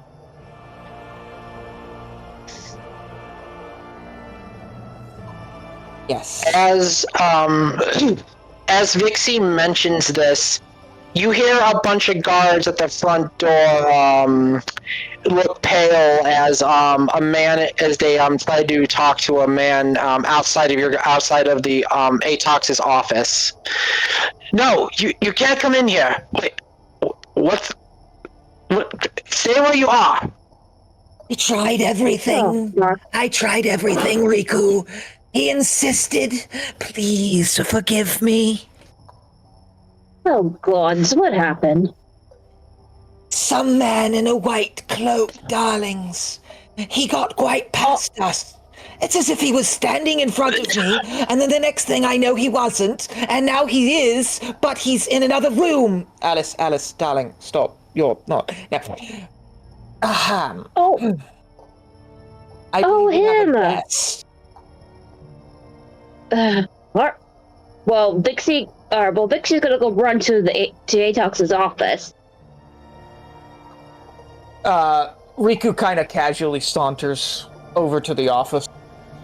Varen hops up and keeps her heads to the office with her grip firmly on her blades, ready to draw them at a second's notice. Oh yeah, Riku summons the scythe to her, like it flies through the air and into her hands. Yeah. Galabar, how about you? Are you following, or are you staying with Charlotte? He will have to follow because he's like, this might be something of concern. All right, Charlotte is gonna follow behind Galavar. Ari, I need a song change. This one's not on the playlist, but it's an easy one to find. Okay. For the it's from Dracula X. Sure. Dracula X what? It's just from Dracula X for Super Nintendo. Okay. It's Overture. Let me find it real quick. It would help if I spelled Nintendo right. Easier way to just say it is SNES, basically. There we go. Believe I found it. Yeah, let me see if this is the one. Let me pause this music. Sorry. Yep. As you all enter the office, you see a man in a white suit holding a familiar clock blade. He is holding another man in a black cloak, and Smokey is resting on the desk. Hey, is that you, Aeon? Aeon, darling. Oh, I see you all finally made it right on time. Well, one person shy, but yes. What brings you here? I bring grave tidings. First of all, When do you I not? believe... Like just once. Could you stop in and say, "Hi guys, I'm just stopping in for breakfast. Thought it would be nice to catch up." No, it's always, "I've got bad news." Aeon is going to put his hand up and look at you seriously. Well, it is to the point where Esmeth has broken the laws of time, this time in a worse fashion. Define worse. I believe this gentleman here can explain to you. After all, he knows a certain paladin friend of yours very well. He is going to sit the man at Atox's desk and reveal his hood. Before you sits Geralt, Atox's father, as he's panting, looking like he's very disheveled and woken from a nightmare. Riku draws the scythe and like almost points it directly at Geralt's neck. You had better start talking. Where am I? Where you are doesn't matter. Aeon is going to look at Varen, clock sword up and pointing it at her. If I may, let the man speak. After all, he was lucky to survive Esmeth's control. Varen's going to, like, glare back at Aeon, but then, like, back away a little bit. Yeah, Riku withdraws the scythe, putting it in its sheath. Geralt, if you may. It's all my fault. Everything. If I was only stronger. Atox wouldn't be going to his death right now. You fucking what? What? All right. Hold a moment. She pulls out a tonic and hands it to him. Drink. This will calm you. He's going to take a sip, feeling a lot calmer as he looks up at you. Thank you. I'm sure you're all curious about Atox, but it's all my fault. Esmeth and his group. He set a trap. He told me, he filled me with some promise that a different god would come forth. I resisted him as best as I could, but his powers are otherworldly. He is not like any creature. He's going to try and win, and he holds his stomach as although he is calm, he is severely wounded. Ugh.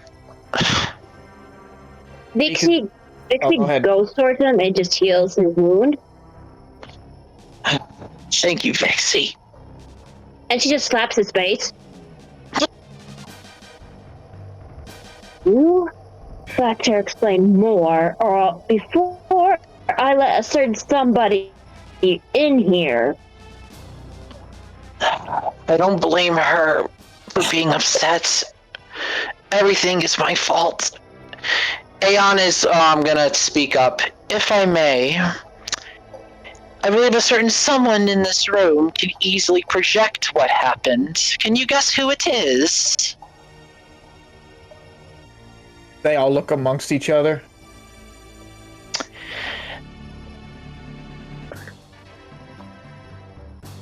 Baron shrugs. Lady Charlotte, I believe it's time, if I recall, you using your little talent that you kept secret. After all, you and Vixie share a close bond with Atox, do you not? Charlotte is going to look hesitant and a little bit of guilt on her face. Charlotte, Charlotte? you've been hiding something from us.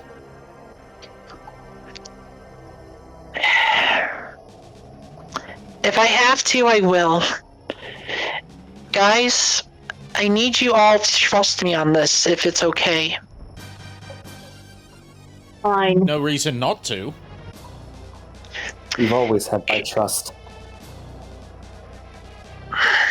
All right then. Aeon, go ahead. No, she just goes, all right then, darling. Tell us what you know. Charlotte is going to walk forward as Aeon steps aside as she points her staff at Geralt. Geralt, this may be an invasion of privacy, but desperate times. As she channels her a 9th level spell, the whole room starts to turn as if you guys were sent to another dimension. This time in Geralt's mind. Before you see a dark cavern with a blood-red coffin, surrounded by a long, dark dragon that pulses with a necrotic energy.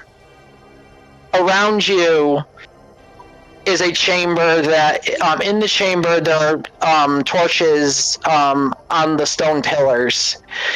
You see Geralt standing before the coffin under Esmeth's spell. As Atox enters and speaks to him. Hello, father. Son.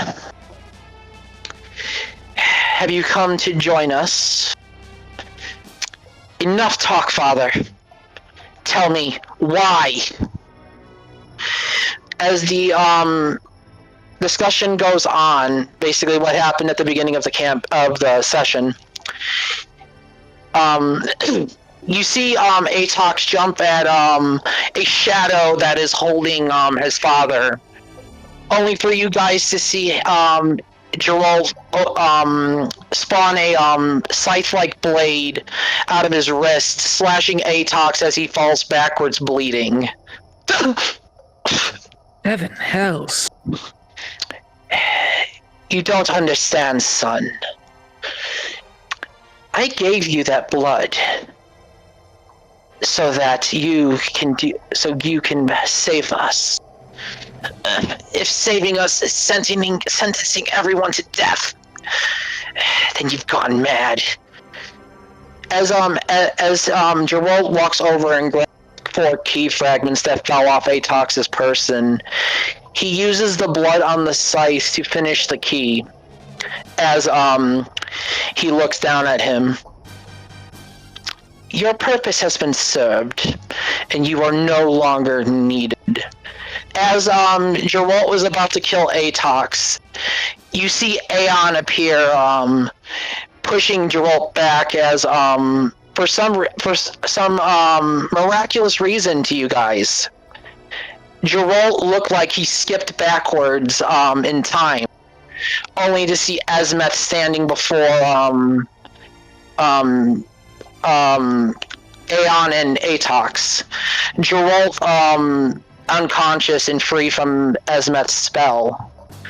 So, how long have you known Paladin? What? Esmeth? Honestly, this has gone a new low. In other timelines, I've turned a blind eye because you were doing your job as the Reaper. But now, this has gone far enough. With that key created, yes, the castle should be opened, and with that will be your lord's downfall.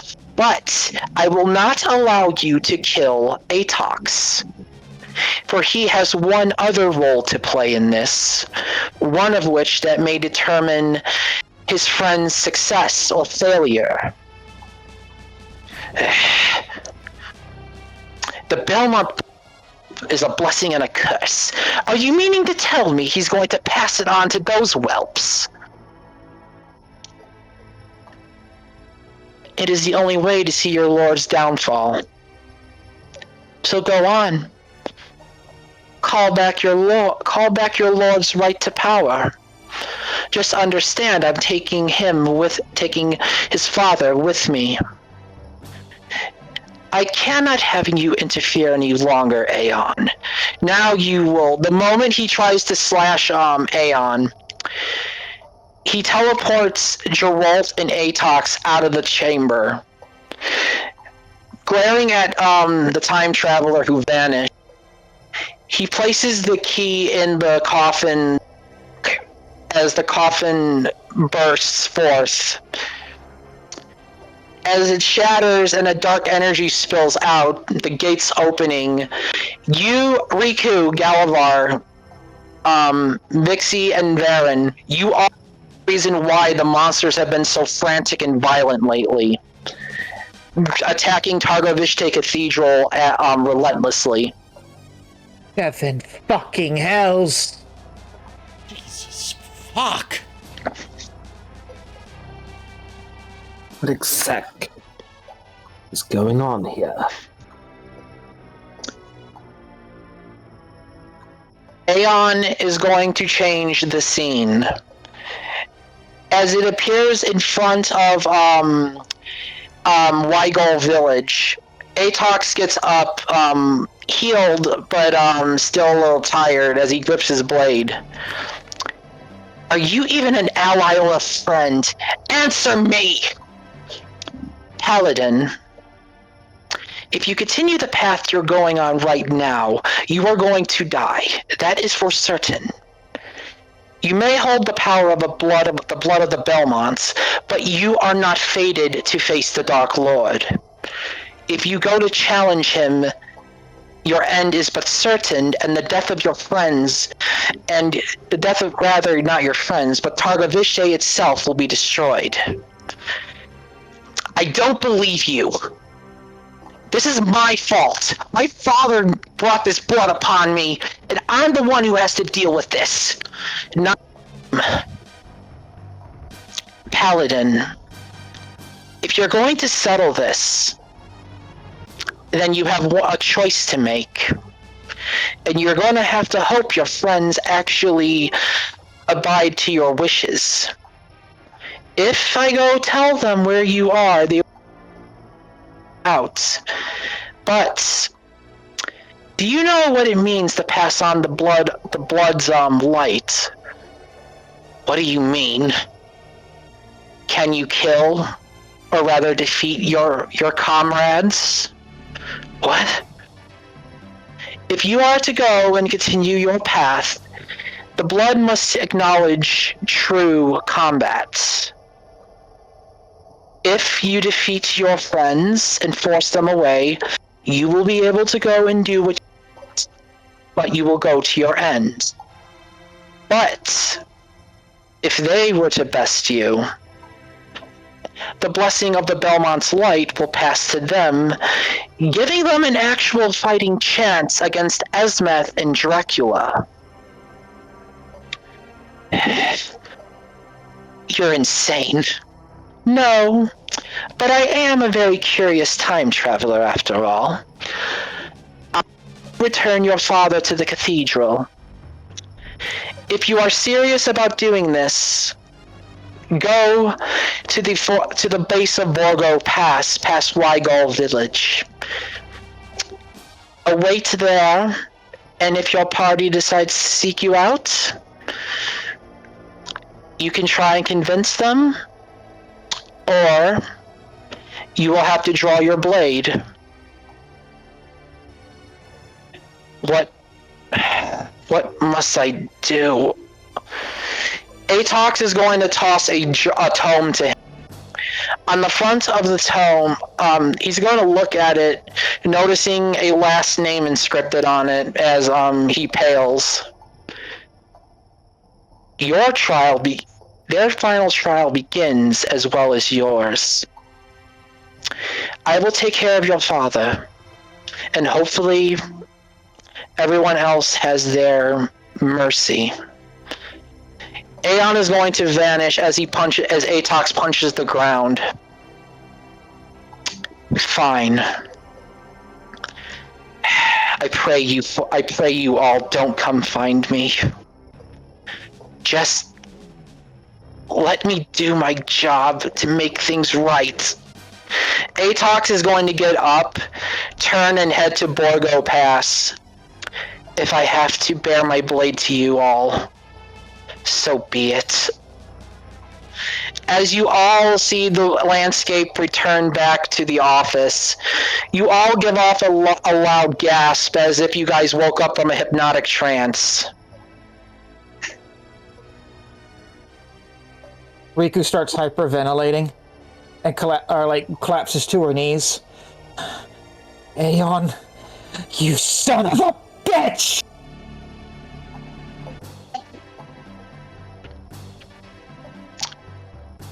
I'm not sorry for what I did. The timeline needs to be repaired, and Esmeth is going to cause a lot more destruction if he succeeds. So what do you want us to do? Just kill our friend and leader? Atox is going to hold up his hand. You mean Aeon? Aeon, sorry. There are more ways to win a battle than just killing, and besides, the trial that I have set already for you all will determine the fate of all this. Atox does not need to die.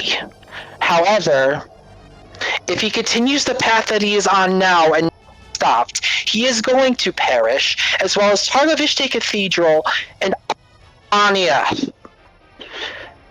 And from there, the timeline itself will unravel. Every other era, every other reality, in a sense, Esmeth will have enough souls to do as he wishes. The only thing is, are you four strong enough to even be able to stop your friend? 5. 5, sorry. No, that was honestly, I love the fact that Alice keeps being left out, because it's like, Yeah, she's the literal shadow in the room. yeah. But Aeon's gonna look at Vixie. Vixie, you love him, don't you?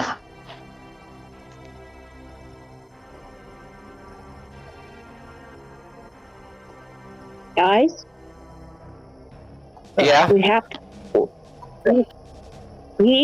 go after Atox. We cannot let him die like this. And if that idiot decides to go on his own, well, we'll have to stop him one way or another, even if we have to beat him to the pulp and drag him back to here. He's not gonna die. And I don't want nothing happening here. I hate it. I hate it, but I agree. What possessed him to gather us all here and then go out to finish the job himself? Where's the logic in that? I believe I'm asking this, but where is the logic in that? I believe somebody... Go ahead. Go ahead, dear. No, go ahead, dear. Finish what you say. Atox is going to look to Geralt, and Aeon. Geralt is going to look... Aeon, sorry, I'm getting confused. Sorry. Aeon is going to look to Geralt, and Geralt's going to look up. It's because of what I did to him as a kid. The blood in his veins, I should not have done it.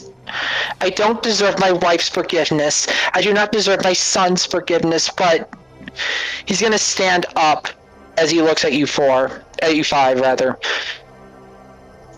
I need you to promise me something, and I am not in any right to ask this, but please save my son.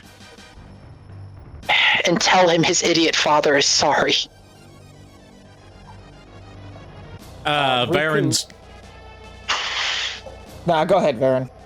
Varen's going to, glare at him and walk over to him, sort of like looming over him with, an intimidating aura. Are you gonna roll intimidation? No, it's just more so, like, she's about to say something to him. Alright. You may be an absolute idiot, and that's coming from me.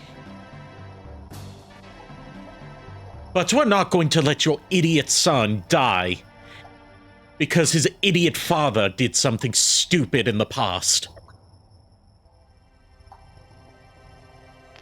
He is going to look up at you, Varen, put his hand on your shoulders and hug you tight as he cries. Thank you. Thank you. Can I do my little skit? All of a sudden you hear stop stomping and then a door crash open. Uh-oh. Aeon is going to look at the party members. I think it's best you head there now before things get dirty in here, because I can foresee him getting a few... If you're going to where he is, go beyond Weigel Village, near the... You just need to pass the graveyard, and there is a straight path to where he is, towards the foot of Borgo Pass. I pray you all safe travels. And Aeon is going to look up, opening his eyes with sadness. You all are our last chance. Varen's going to turn her glare towards Aeon. Vixie, you'll be able to do the skit in a minute. I gotta wait for the people to leave the room. Go ahead, Varen. I don't want to have to fight one of my best friends that I've ever come across. But I guess I have to. But I will say, if this is what fate has determined for us, I can understand why Dracula did what he did. I don't blame Dracula for his anger, but it's misplaced. Everyone has a course of time. They live and they die. All who are born are destined for death at the end of their cycle. Dracula's wife was taken from an illness, thus it was her time. I pray that maybe one other life could also be spared. Aeon is going to snap as he vanishes. You have your information about where Atox is. You guys, right now, have a chance to prepare for this. I say we... Go ahead. Go ahead, Vixie. I'm done talking. Okay, look, let's go to the shop, get what we need, and go to Atox. Yes. There's one problem about that shop. What? It kind of got raided by a bunch of axe armors.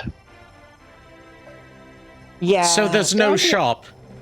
Kind of forgot to mention that, darlings. It's been one hell of a 2 weeks. Oh, and then you hear more stopping. And it was Abby. Ahem. Uh-oh. Geralt is going to look up at Abby. Abby. Anyway. Oh, Joel, hold on a second. I will deal with you in a moment. Everybody, if you're talking shop, my shop is still open, and I have an assistant that could take... What? There is no shop for this part of the adventure. Okay. What you guys have is what you have to prepare for. Okay. Okay. Alright, well, Abby looks at Joel. Oh, my darling! Cracked knuckles. All right. I do believe we should be leaving these two alone. Yes, don't want to get in the way of a lover's quarrel. Yeah. Bye. Dixie goes. As they're like leaving the room, she turns to Charlotte. Charlotte, you're in charge in my absence. Right. Galavar? I think he's AFK. He said he was AFK to grab some yogurt. Which is unfortunate because I had something to do with Igor. Okay. Charlotte is going to speak to herself, looking at Galavar. Please bring Atox back. It is both my duty and my honor. I will return to you, my love. She's going to leave the two. Joel and Abby are by themselves. We'll do the Igor thing when JKR gets back.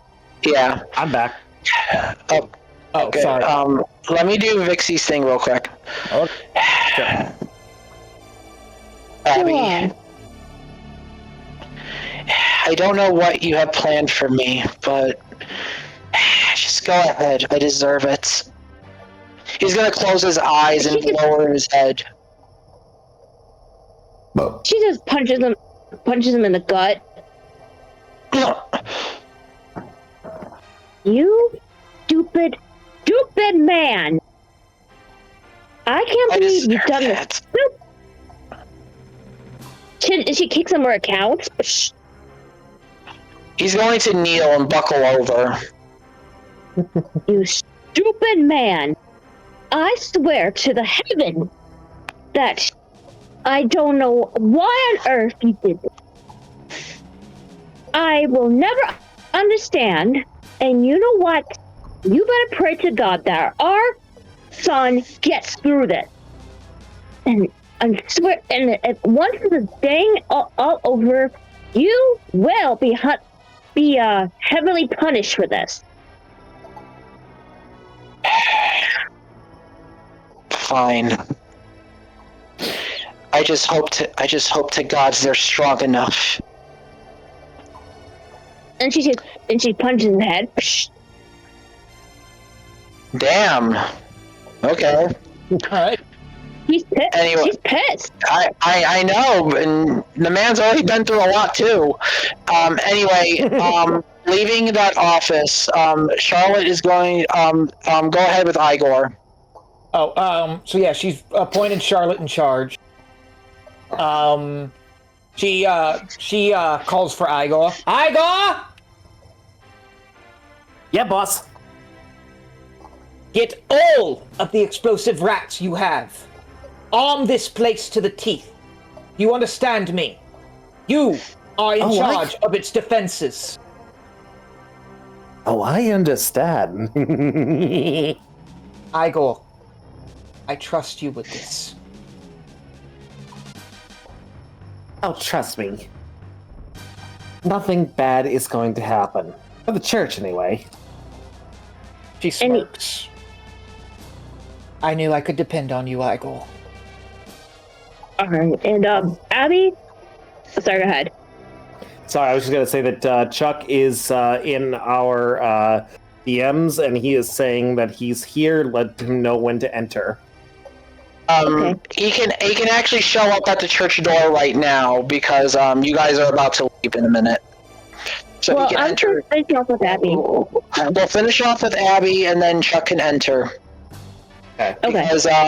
Because in order for this to go on, because this is going to be a pretty grueling battle, so which is why I'm trying to make sure we get time for it. Anyway, go ahead. Yeah. For fuck's sakes, Gerald. I seriously, God. This will never happen again. And I swear to the heaven, never again. Do you swear that, Gerald? I've already sweared it the moment I begged for forgiveness. Fine. After all, under Esmeth's thrall, there was nothing I could have done, Abby. Fine. When I saw what happened to Atox, I was screaming. I literally could not break through him. I nearly killed our son. Don't you understand that? And she uses her leg to kick his head. I fucking understand very, very clearly. You made your point. Now, since it was not entirely your fault and everything, I understand, my beloved husband. But still, after that, you are still responsible. You will pay for this. I know, but for now, I need to rest. Before you rest and everything, Crackles, I'm not done with you. And Alice is sitting in the corner in the shadows, flicking spiders into her mouth like popcorn. God damn it. Anyway, and with that, they have their little conversation in private. Chuck, Jack, you can have Jack come in. They're still at the cathedral preparing to go. Hey, I'm sorry that I'm late. Just got in. Well, good. We're getting ready to leave. Oh. Okay. Rosalie, we may have to just dump everything here for right now. Okay. Also, go ahead, Vixie. Go ahead, Vixie. Yes, we'll explain everything after. We'll explain the story as we go to the location. Okay. Yes, darling. Just dump everything in that corner over there with the rest of the junk. God, I need to clean this place. Rosalie is going to put it over in that cleaner corner. She's going to do so, but then she's going to look at the town that is in ruins. Jack, if I may. Yeah? I'm going to reside here and defend the town, helping Charlotte. This place is in serious disrepair, and I don't know why, it's just... I feel like this is something that you and the others need to accomplish. I understand. With your new upgrades, things will definitely be easier. Now, as this is going on, this is your guys' last chance. Study over what items you have and equip what you need. Because I'm going to say this right now, this is going to be a very exhausting fight. And you need to understand what you have to be prepared. Well, I got all I can. I equipped the chainmail, and then I still got the mind up, the sacrificial doll. I got like tons of potions, and then I still got some other stuff. So okay. I think I'm pretty much set. Just to be safe, I'm going to we'll say that we would say that the cutlasses are my packed weapons, right? Yeah, they are your packed weapons. As I explained, you have to have them equipped as your packed weapon. Yeah, okay, so they're equipped as my packed weapon, and let's see, anything else? Let me check something, because these are all new to me. Go ahead. Meanwhile, Riku, Jack, and Galavar, how about y'all? I am currently signing in right now. Sorry. Okay, no, you're fine. You first, shake hair. Coach first, shake hair. Yeah.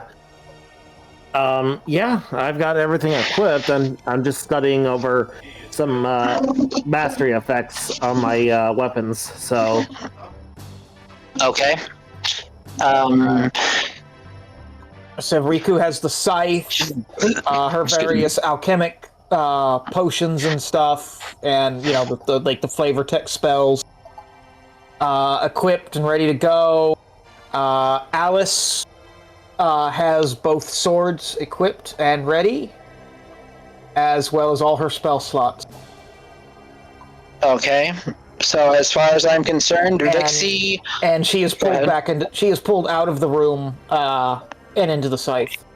All right. So that means you and Vixie are ready. I believe I'm about as ready as I'm going to be, unless I can like preemptively cast a spell before combat. You can preemptively cast spells, yes. Okay.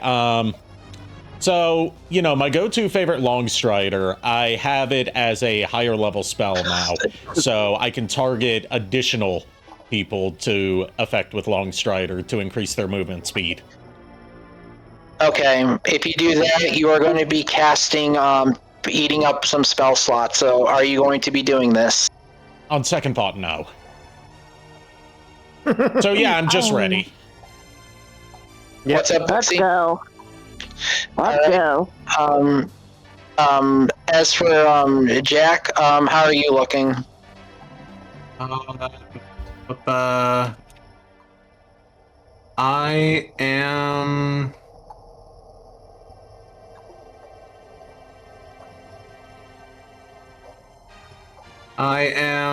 equipping the Berserk mail at the moment.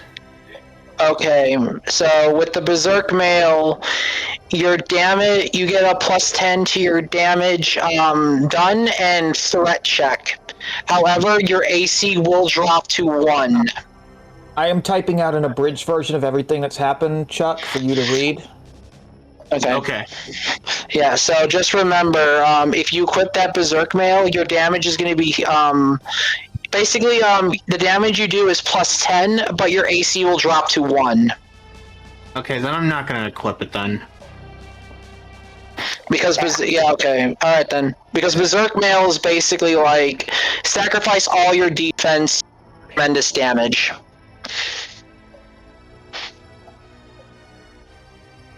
So yeah, I've got everything on me that I think that I need. All right. Then with Wait, that, hold on a second. go ahead. I'm adding a ticket of return. Okay. Yeah. Okay. To equipment. There we go. Just in case. Would I be Alright. able to use mage armor to counteract the counteract his AC dropping to 1? Mage armor can do that. You It would have just to, because I cantrip? had one of my Hexblade features that I chose lets me cast mage armor once without expending a spell slot. Then yeah, it would. His AC would be a 6. It would be mage armor raises it to 13. Oh, 13. Yeah. No. Yeah. Then that would work. Yeah. Okay. The effect but the effect will last for 1 battle though. Yeah. If that's only if Chuck wants Jack to do that. It's up to Chuck. Sure. All right. All right. All right. Equip the Berserk Mail then. Baron's going to approach him. Hold on, Jackie love. Let me try something on you. She is going to... What is the name of this specific skill so I can make sure I'm using it correctly? That is a horrible trill of the R's, but still. Oh, God. I'll be RB. I can hear everything. Sounded like a fucking, the dude from Clay World that's like, this is great! Oh, my God. Okay. I just had it up. You don't have to announce the ability. Like, if you cast the mage armor... I cast mage armor without expending a spell slot. So your AC is now 13 while you still get the attack bonus. Yeah. Awesome. That should beef you up a bit. Yep, and that should be towards attack damage, not threat. So if you pass boss AC, add plus 10 to your damage.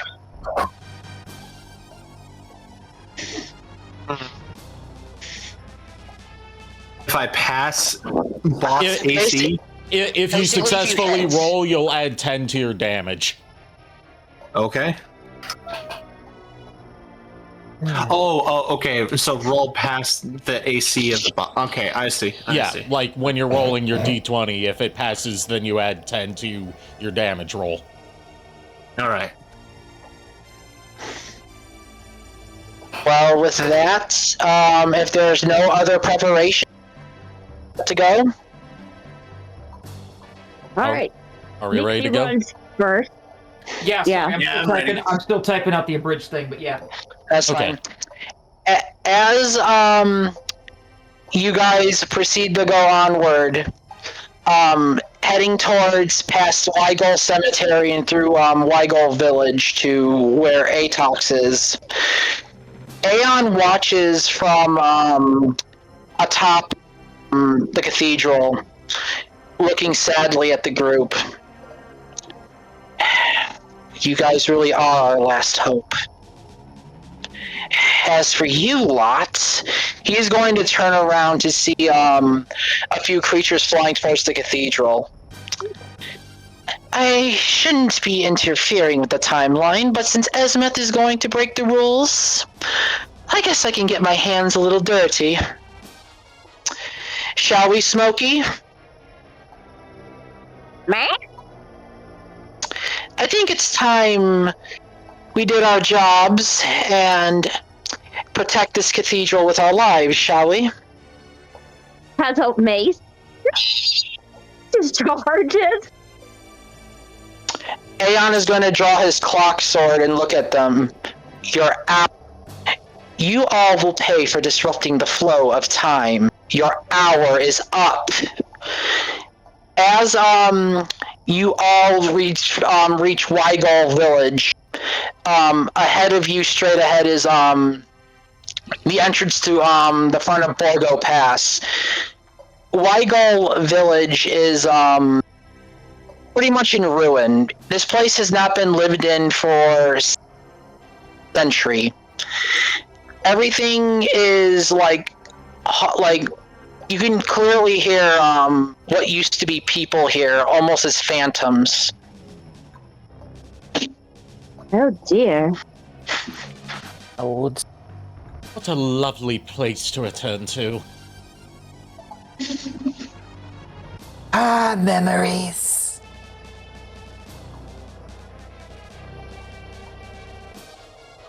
Over there is where I got bitch slapped into a crypt. Dot. As you guys, I need you guys to roll a actually, I need you guys to roll me an arcane. If you don't have arcane, roll an intelligence. So it's a +0 for me either way. Okay. Do I just roll a d20 or what? You roll your d20 and you add intelligence. If you have arcane as one of your skills, you add that modifier to your roll. I'll just roll intelligence because I don't. Yeah, just roll intelligence. Yay, Baron time. I got 15. Okay. What did Varen get? I got a 1. Oh no. 24. Damn! Okay. Riku, nat 20 plus 6, so 26. Okay. Alice, 17 plus 5, 22. Okay. And for Galavar, 10. 15 for me. Okay. Varen, you are distracted by the ruins all over the place. Your sword's kind of like trying to communicate with the spirits. Galavar, you and Vixie notice a familiar aura due to your paladin bonds. And Riku and Jack, you guys can clearly sense a strong otherworldly force as you four look towards the entrance of the Borgo Pass, and you see a white-haired paladin standing there waiting.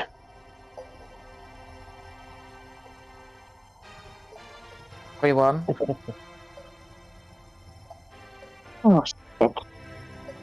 As so you're saying Baron's kind of distracted, right? You are distracted, yes, because your blades with your parents, and as a hex blade, you're more distracted by the spirits because it's clouding your arcane.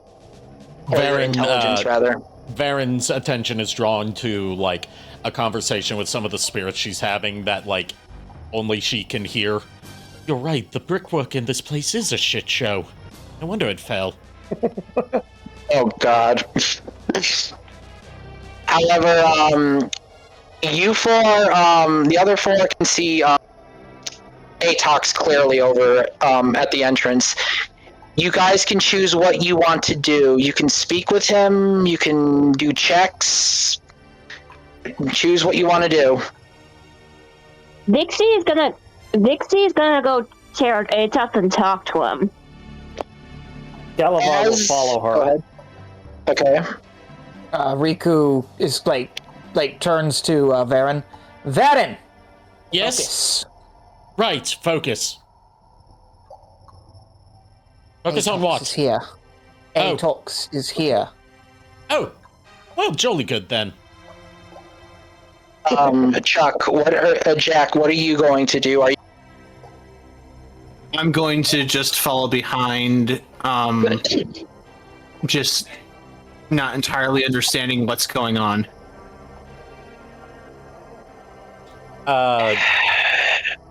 As Varen's attention is now drawn, she's going to follow suit, but once again keep herself ready to draw her weapons at any time.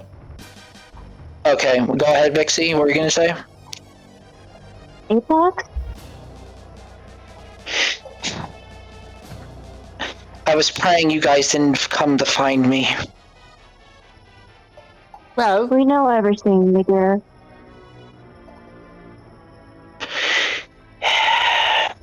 Why? I thought you guys were smart enough to know this. Just live your lives and leave this to me. Atox. This is my... Did I not tell you that that was no longer an option? That we were in this together, all of us, to the very end? You don't understand. The blood that is in my veins has to be answered, and there's only one method. I was hoping you guys would stay away so I wouldn't have to face this. No, that's where you're wrong. You don't... My beloved. No, you don't have to face this alone. To be honest, your father's back at the cathedral, and I made a promise to him and to your mother to bring you back alive. And your father, pathetic as he is, said he was sorry for what he's done. And he doesn't deserve your forgiveness, but he wants to bring you back alive. I already do forgive him. It's Esmeth. I want his head. And I am going to end him for making a fool of my family. Atox, are you not the one who told me that you can't hold on to grudges of the past? It's not a grudge of the past. It's the blood of the Belmonts that coursed through my veins. Angered for the fact that the patriarch was murdered. Darling, the feeling against Esmeth is mutual. All of us want the same thing. Galabar, Jack, do you have anything you wish to add? Galavar, actually... I'll say something really quick. Well, look, you've obviously been through a lot in the last couple of weeks. I'm sorry that I wasn't here for that, but this isn't the answer. Believe me. That's all. Atox. I can't believe I'm saying this, but what was the logic in bringing us all together, only to just do all this on your own? You all coming together was happenstance. That was not foreseen. But I'm going to be honest with you. When I first met all of you, Vixie included from when we were kids, I thought you guys were a bunch of hooligans and merry misfits, but over time, something grew. A family, but it makes things much more difficult. I will ask you all again. Please abandon your quest. Go back and live your lives and leave me to my fate. Otherwise... Go ahead. Go ahead. Oh, finish what you were going to say and then Galavar will respond. Otherwise, there will only be one option for me here, and I do not wish for it. Then, Atox, I'm afraid that's a request we cannot abide. Vixie goes toward... Sorry, go ahead. Finish what you guys are going to say. I'm done. Vixie actually goes up to Atox, and she actually pulls her blade. It actually points it to her heart. Then do it then. Kill me then. Come on. Why are you standing there, Atox? If you want to get your quest done and everything, you have to fight us? Then you know what? I'm not gonna fight. Then just kill me right here, now. Do it. Vixie, I know you're bluffing. You can't lie to a paladin, because you would be breaking your oath, bringing me back alive. And he slowly starts piercing through her. So you're basically you're killing your character. Slowly. Then she's showing that she's not bluffing. Slowly puts the blade in her chest. Then you're going to be taking damage. Pixie. This is what Vixie's doing. She slowly puts the blade in her chest. You think I'm fucking kidding, Atox? Can't have you killing yourself here, love. After all, we promised we'd all come back. Yes. Shut it! Baron, Riku, everyone else back off for the second. If you're going to kill yourself, Vixie, I'm not going to stand here and watch. I'm going to go. You guys can deal with this yourself. You guys can deal with this issue. Go back and tell my father that I'm not coming back. He's going to turn and proceed to walk towards Bogo Pass. Well then, At this point, I guess you leave me... well then, guess you leave me no choice. She actually stabs her heart. And with that, you are dropped down to 0 HP and unconscious. Oh. Pixie!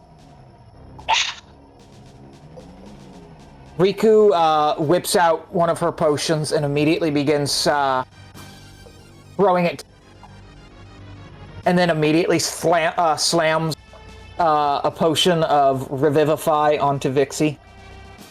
Vixie is back up at full HP. If you ever do that again, Vixie! She actually did it again? Please don't, because Stop. Love, stop. Okay, I'm done. I was gonna say that, no. I was gonna say, as DM, I am gonna be serious with you. If you do that again, I will be considering you out cold.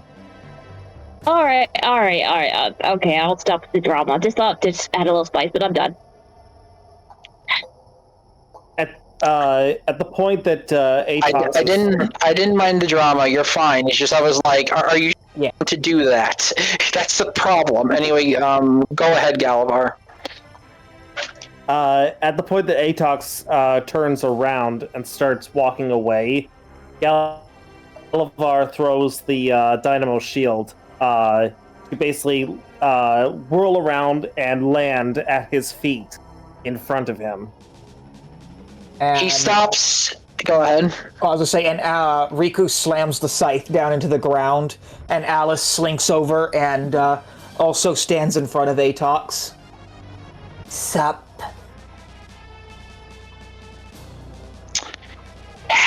So then you You're all... not walking away. You're Go not ahead. walking away from this Atox. Either face us here and now, or go back home to Targoviste Cathedral. Whether we have to, yours. whether we have to drag you back, darling, the choice is yours. Riku can always bring you back alive. What were you saying, Vixie? She actually gets up. Sorry, Atox, but you're not going anywhere. After all, you've forgotten till death to us part. And besides, you think you're the only one that has the blood of the Belmonts? Atox is going to turn, draw his sword and point it. I need the music to deafen a little bit. So you can pause it. You can pause it. To start the round out, Riku will pull the scythe out of the ground and Alice goes back into it. Atox is going to turn. Then I'm going to have to do as Aeon stated. He is going to take out a tome, the very tome you guys saw Aeon threw to Atox. On the front of the binding is the Belmont crest, with the word Belmont on the front of the book.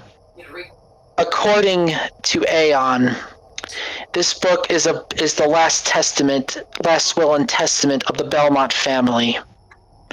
One last chance for the fallen warrior to get his right at retribution. If you are going to face me, then very well. I will not face you as allies, but I will face you as a knight. I will face you all as the cathedral. He is going to open up the tome, and he's going to look at you guys with sadness. I pray my blade does not find any of your hearts. And if it's so, and if you are able to stop me, I pray that you succeed. He is going to read the tome. And upon doing so, Atox is going to hold his heart, kneeling. Atox, drop the book. Atox is going to look up and chuckle. The blood runs through me. Have at you. Everyone roll initiative. I need Simon's theme from Dead Cells playing Ari. Already had it queued up. And God fucking damn it. I'm also gonna point out here, when everybody calls out, don't just start calling out your initiative rolls just yet. Wait till everyone's rolled them, let me know, and then we'll start from Ari and go all the way down to Furret. In that order. Okay.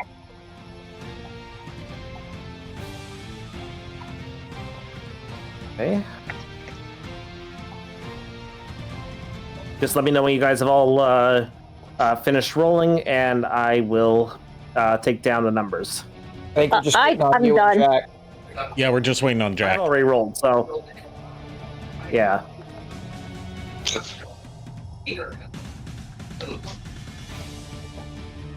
Ooh, I hate a you nat all. 20. I still get higher than that. Okay. Okay. First, Baron, what did you roll? 21? 21? God damn it. Oh, sorry, 23. Sorry, I'm sorry. That's my bad. I didn't do it with initiative. Yeah. Sorry. Okay, well, that's fine. You were next in line anyway, so Galavar was 20. Let's see. Next up, Vixie? I rolled a 17, but yeah, 17. 17? Okay. Riku, what'd you roll? 5. And Alice? She doesn't roll because she's part of Riku. Yeah. Gotcha. I want to make sure I was understanding correctly. Only one or other can be in the fight. Right, Yeah. right. Sorry, I've had a lot to. You're fine. Let's see. I'm just I'll- putting everything in. To basically Putting explain how she works, Alice can... Riku has to take a turn to channel Alice, and then Alice will fight the next round. And vice versa. And then there's like a special thing if one or the other is knocked out, but we'll get to that. Yeah. Okay. We've got the initiative order set. I am copying it down. Yep. And putting it into this chat. All right. And before anyone takes a move, something does come forth from Atox as a holy barrier covers Weigel. Within this barrier, you are all considered demonic and are weak to radiant. Oh, fuck! You guys have encountered your paladin ally Atox. Once a knight commander of Targoviste and abandoning his place in the cathedral, he seeks to answer the vengeance inside that the blood of the Belmonts crave. Aiming to go after Esmeth on his own, regardless of his fate, he seeks to push you all back, preventing you guys from walking to your own deaths. Now is the time to try and save your friend, and the only way is through combat.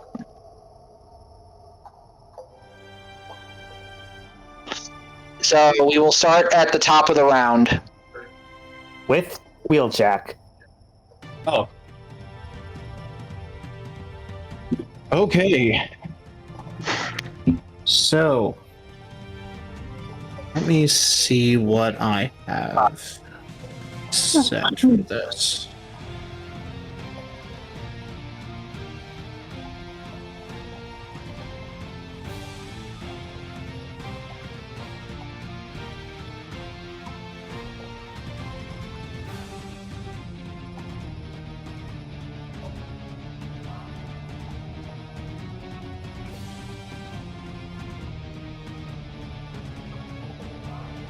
How far away am I from Atox? You are all at least 60 feet away.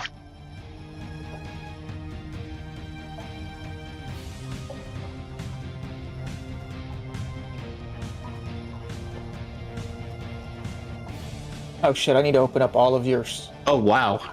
It's just enough. I cast Sacred Flame. Okay, roll the damage. I will have to roll a dexterity save for Atox to see if damage is halved. Full. 3d8. 18. Okay, dexterity saving roll for Atox. I was ahead of you on that one, Nico. Okay. Let's see. You have the natural roll was 16. Adding your modifiers, it is +7 plus an extra 5 on all saves. So, yeah. So it's half damage. So it's only going to do 9 damage. Okay. So as the flame, how does your flame fly forth? Explain. So, I have my battle axes equipped, and what I do is I slam them both into the ground in front of me, and it moves forward towards you. As the flames fly forth, Atox feels the burn of it from his arm, but then as his eyes glow, he immediately extinguishes the flame. He took 9 points of damage, but now he's glaring at you with a whole... Hey, you Tox, still... this isn't Yes? you. Jack, you are one of the kindest people I know. I do not wish to draw blade against you, but I will if I must. Consider this your final trial, and I pray you succeed, before my blade finds your spark and stabs it!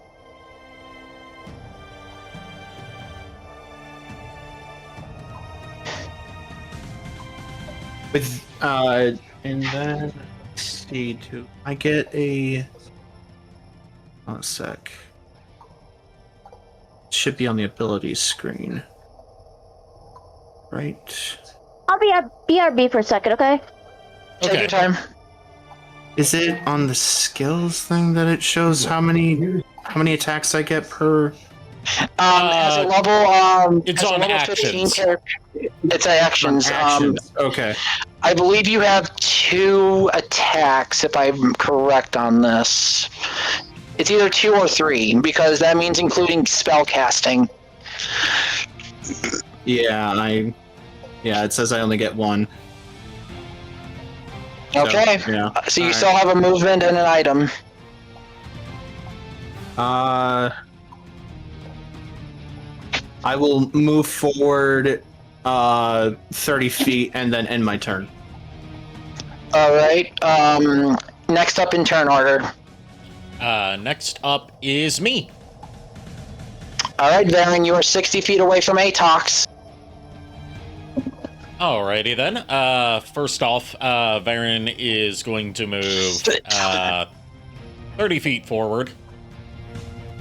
All right. And let me find the thingamafucker again. Before you even do, Atox is going to use points of a legendary action. Okay. So as he does, he is going to look at you, and then he is going to cast a command spell. So I need you to roll a d20 wisdom save. Okay. Wisdom save. So he has one legendary action left. That's a 10. This goes through. Atox is going to look at you, noticing blades. Varen, you are a very charming woman and a very powerful warrior. Come over here and face me like a true knight. He is going to force you to stand point blank in front of him. Okay. So you are compelled to approach. Okay.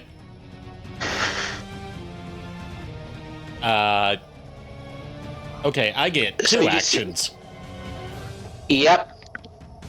I just had it. Now I need to find it again. Where was it? Wherever you left it. Yeah, it's somewhere on here. Okay, here we go. This is a bonus action, so... Okay. So, do bonus actions count as one of my 2 attacks per action? No, if you have a bonus action, it's like a free ability you can do. Okay, I'm going to use Hexblade's Curse. Okay. Since you made it even easier for me to hit you because it's within 30 feet. Okay. What Hexblade's Curse does is, this lasts for 1 minute of battle or until the target dies, I die, or I'm incapacitated. Alright, so 10 rounds. So for 10 turns, this is active. Against the cursed target, I gain a +5 bonus to damage rolls. I score a critical hit on a roll of 19 or 20, and I regain 11 HP if you die. Alright, so basically if Atox falls, okay. Which, then the battle would be over anyway, but... Alright, now that I'm closer than I was anticipating... Alright, you want to fight? I'll give you a fight. I am using one of my Hexblade features called... Where was it? I just saw it. Hex Warrior. I can use my Charisma modifier for attack and damage rolls with my packed weapon, basically. Yeah, basically, as a Hexblade, you become single ability dependent. So your Charisma is your attack. Your Charisma mod is basically your attack modifier and your magic modifier.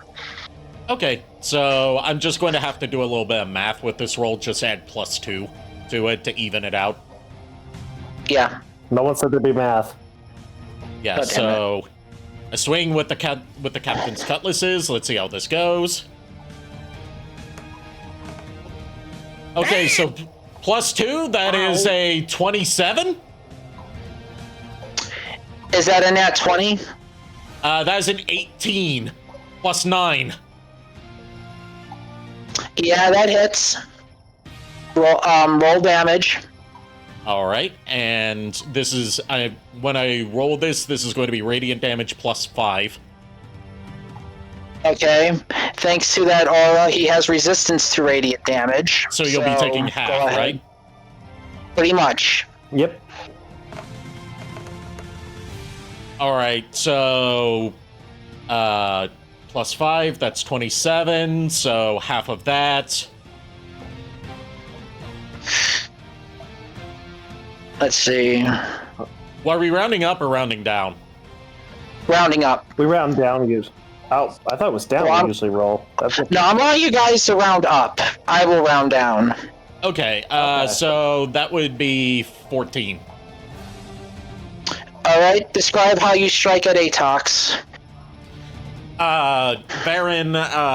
Baron grips her cutlasses tightly. They gleam with her with radiant energy, and she slashes at Atox from point blank range in a diagonal motion. As you do so, Atox brings his great sword to try to deflect. It glides against the sword and actually hits his shoulder. However, you notice that the radiant light from your blade doesn't hurt him, but the actual blade does.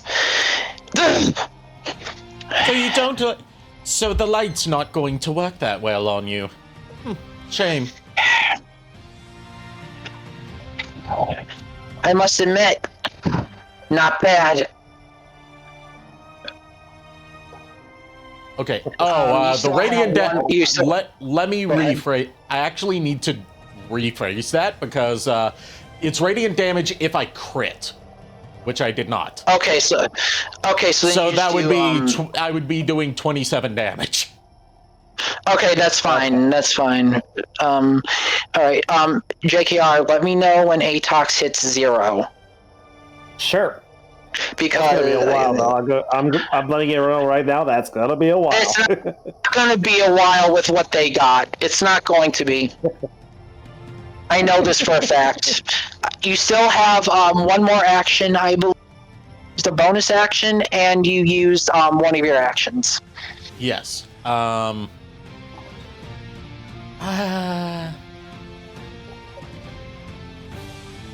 Let's see.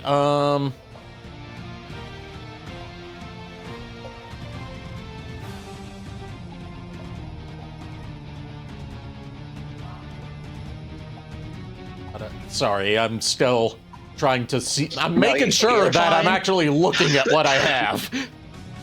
Yeah, because like I said, this is going to be a pretty difficult fight.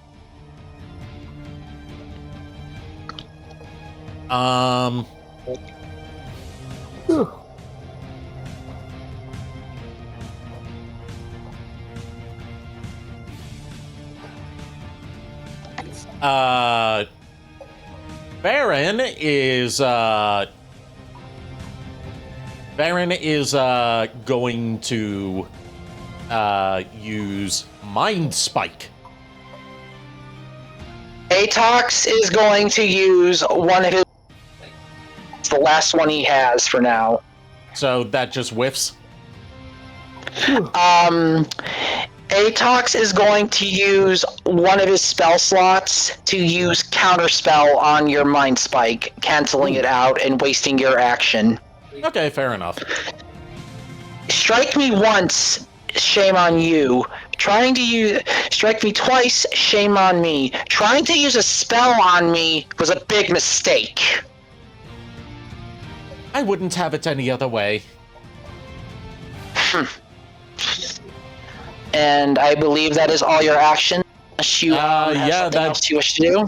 Yeah, that would be all my actions except an item that I don't have an item that I could use here, so my turn is over. Alright, next up in turn order. That would be me, I believe. Yep, that would be me. Alright, Galavar, you're 60 feet away, and Varen in front of Atox. Let's see. What shall I use?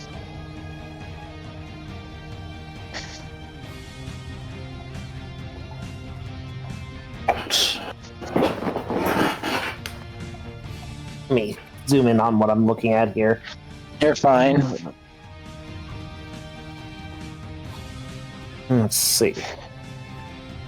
I am going to use. I'm gonna activate Heat Metal on. Oh, excuse me, Salamandra. So that way he can summon. That way he's able to summon out the Flame Drake. For the time being, because he doesn't have the Dynamo Shield with him because it didn't return to him. Let's see, what's he gonna do? He is going to advance 40 feet, which is his full walking speed. Okay, Atox is now 20 feet away. Yep. Wait. And let's see. You know what? Let me see my spells. He is going to attempt command on Atox. Atox is going to use a legendary resistance to ignore your command. Okay, that failed.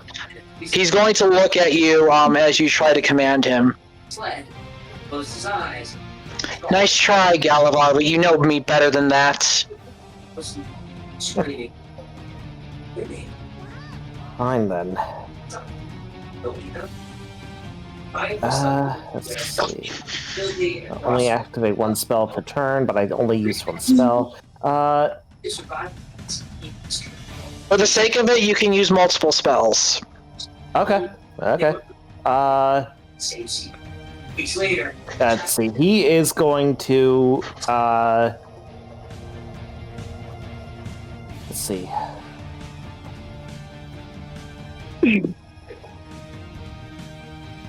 He is going to cast let's see what's level is. Okay.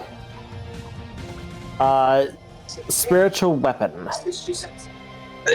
Alright, what weapon are you manifesting with your energy? He is going to manifest a great sword. Yeah,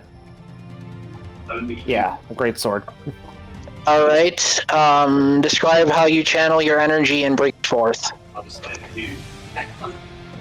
So basically, the way I could see it is, you see like Galavar's aura starting to become visible as it, as a portion of it kind of like divides itself from him and reforms itself into a floating greatsword that will basically move and attack at his command.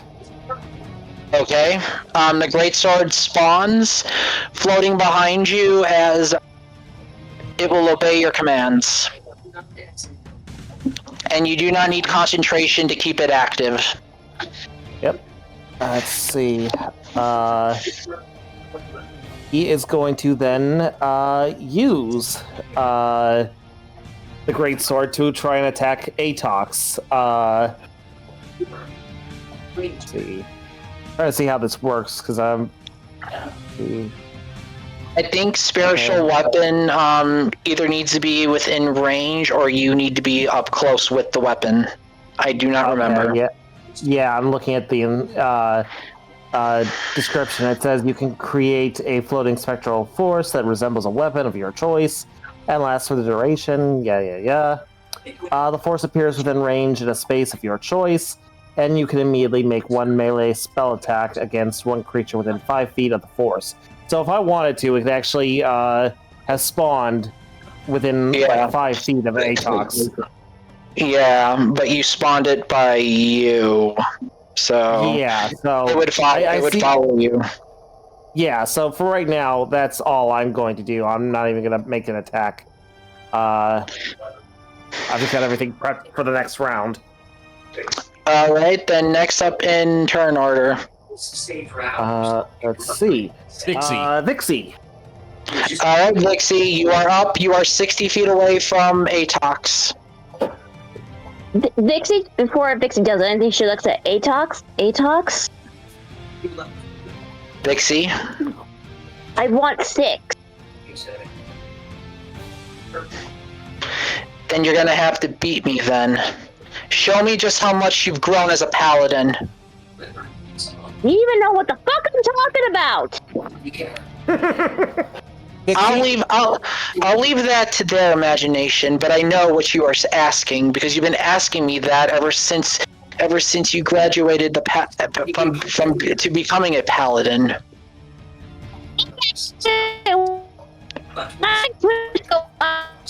You're breaking up. Fucking kids, boys and girls. I heard her. 6 boys Sorry, and girls. let me try again. Okay. I want 6 kids. 6 kids. I want boys and girls.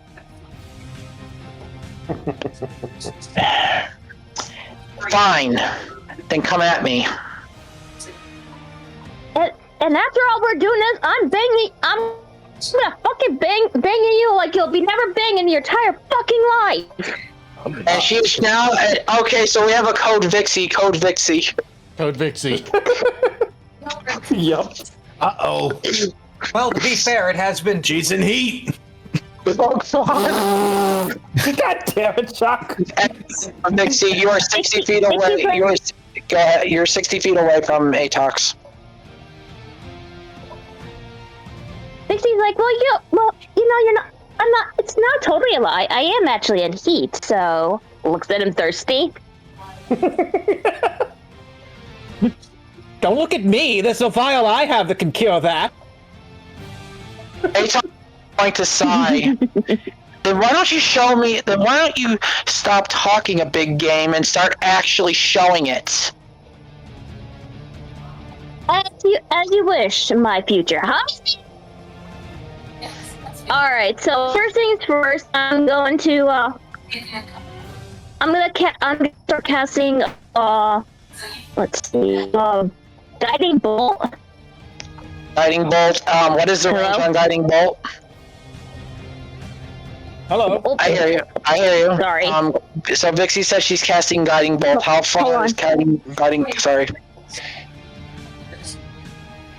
Oh, fuck! Hold on. This thing's being dumbass. And you're fine. My thing is. If worse comes to shove, I can ask JKR about how far guiding bolt fires. Yeah, go ahead, because my thing. Oh, wait, hold on. Let me see. Hold on. It's had to refresh. Sorry, my phone decided to be stupid. 120 feet. Okay. Okay, she can do it. So basically JKR, I need a dexterity for Atox to see if it's half damage or full. Okay, one moment. And pull out the right character sheet. And since guiding bolt, I think, is radiant damage, Atox resists, so it's automatically damage. This is just to see if the damage lowers as well. Yeah. Let's see. 7. That is. If the guy bolt hits, next turn would be it would be more damage or whatever. Yes. If you hit with guiding bolt, you basically get advantage on your next turn, which means you roll 2d20 and then take the higher result. Got it. Okay. That's a roll of 20. Yeah, that charisma. Hold on a minute. Hold on, I'm doing math. 8 plus 4 is 12, 12 plus 5. Yeah, that passes your DC, so it does even less damage. So it's half plus another half. So how much damage did Vixie roll for her guiding bolt?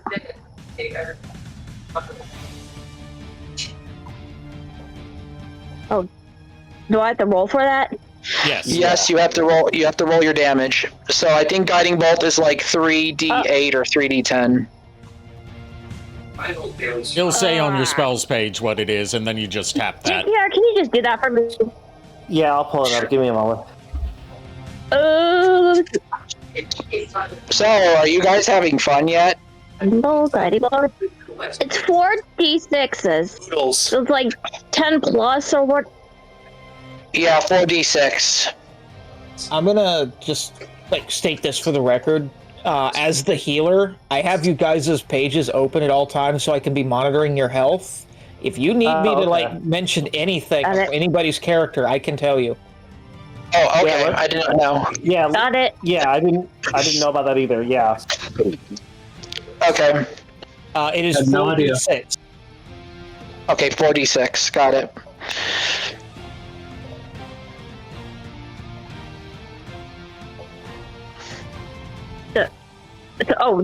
Do I roll the 4-6? Yes. Yeah, you roll 4d6s. Okay, 1, 2, 3, 4. Okay. 18? 18 damage. So half of 18 is 9, half of 9, and then half of 9 is 5. So Atox takes 5 damage. But next round, you get an advantage on whatever roll you do next against Atox. So describe how you fire your guiding bolt. She just waves like her sword, and then she points at Atox directly. Okay. As you fire your guiding bolt, Atox looks to the corner of his eye and sees the bolt coming straight at him. He slices through the guiding bolt, however, sparks of it that remained scratch against underneath his eye, causing him to wince as he feels his right eye start to twitch a little bit. Nice shot. All right then, and then she is. I believe I could still. You can still move. Do other spells. You have one more spell. Oh, can I still do? You have a spell and a movement. Yes. All right, I'm going to cast Spiritual Guardians. Where are you placing Spiritual Guard? Spiritual Guardians is you place a you mark a place that you want to place it, and it turns an area into difficult terrain for whoever's standing in it, up to cutting their speed in half, and each turn it's bonus damage. So basically, you get like 3 damage on top. So go ahead. I was gonna put each one in around like Atox.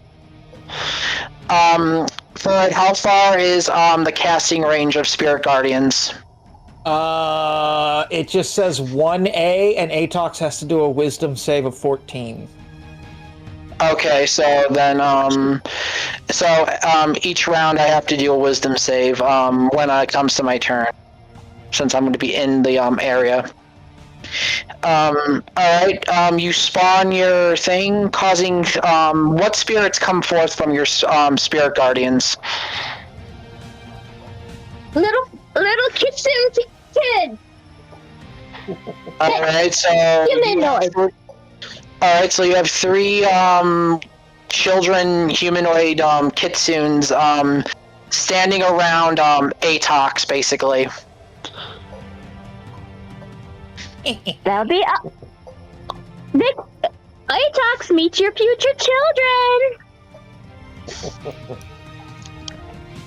Oh, great.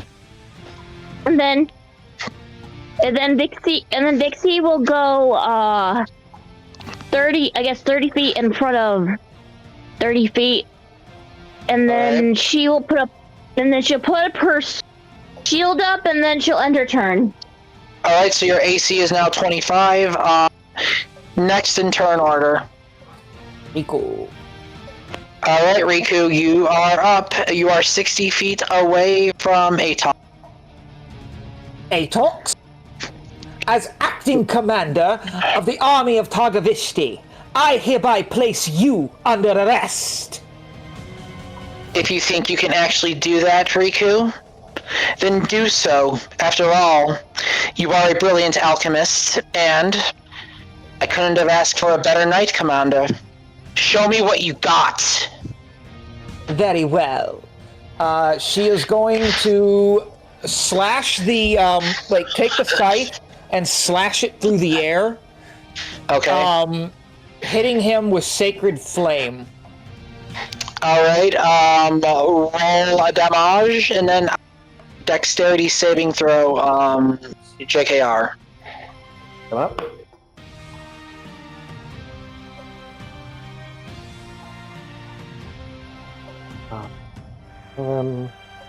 Okay.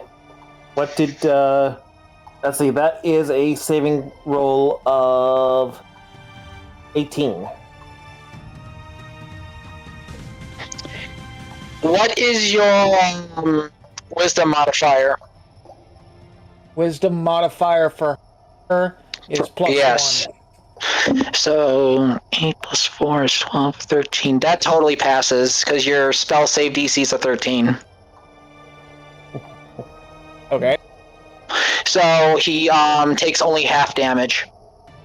Okay, so you will take 17 divided by 2.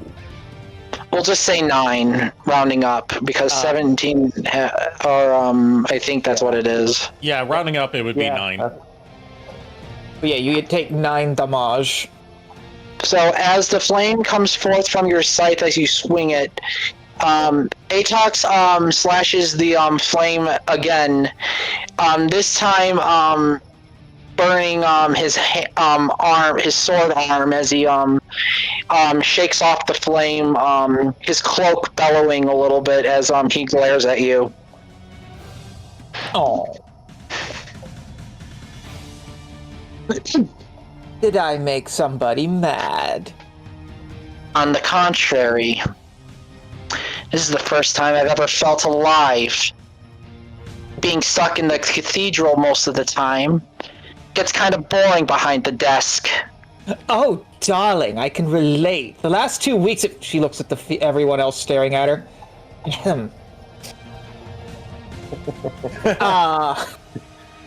With that, she then will take her second attack.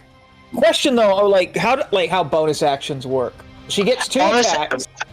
Basically, your bonus action is just one free action you get automatically, okay, not affecting the two, attacks or spells you get. Okay, goody. She's gonna flick Death Blossom into crossbow mode and take a shot at him. All right, roll and see if you hit. 21 to hit. Damn, yeah, you barely hit. Yeah, he does. That lands. Yep. For 5 heavy damage. All right, as you launch your bolt, Atox tries to smack it, but the sword makes it fly downward, hitting him in the side as he winces. Don't make us hurt you any further, darling. Surrender now, and it'll get easier. That's the thing. I don't want you guys to fall either. So I cannot surrender here! Don't worry about that, darling. We won't. She's then going to point the crossbolt up into the air. Okay. Loading it with a potion.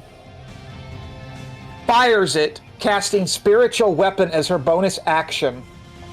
Okay. Which causes it to form into Von Helsing's crossbows. Alright. And I'm going to assume she misses with this because she rolled a 9.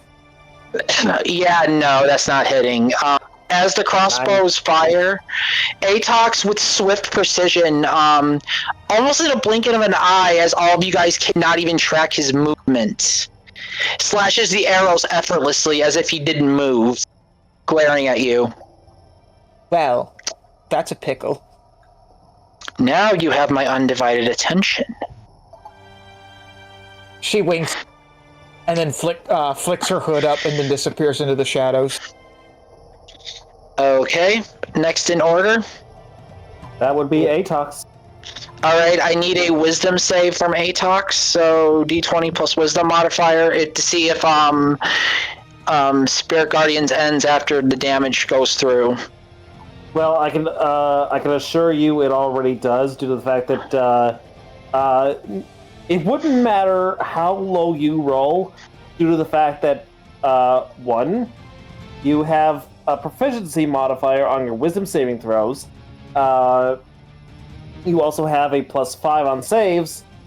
Oh, and the little thing about you also getting a +15 on all your wisdom saving throws. So... I just need the damage then for that turn for Sacred Guardian. So how much is Sacred... That's the Spiritual Guardian? Yeah. Yes, Spiritual Guardians, yeah. I call it Sacred Guardians, I don't fucking know why.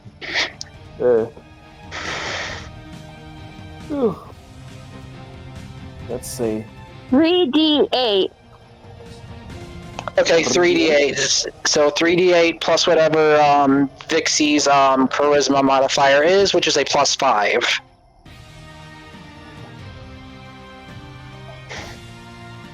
Okay.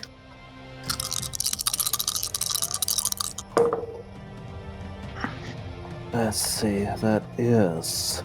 Okay, 7 plus 8, that's 15, plus 5, that's 20. Alright, yeah, he takes 20 damage. So, as all three foxes jump at Atox, each kid claws at him, one clawing at his face, one clawing at his leg, and one clawing at his arm. As then Atox has a surge of holy energy burst through him, instantly dismissing all three spirits and breaking the Spirit Guardian spell.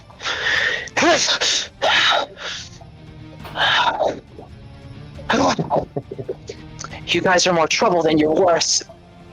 Fine. Just against future parenting, my love. By the way, Varen. Yes.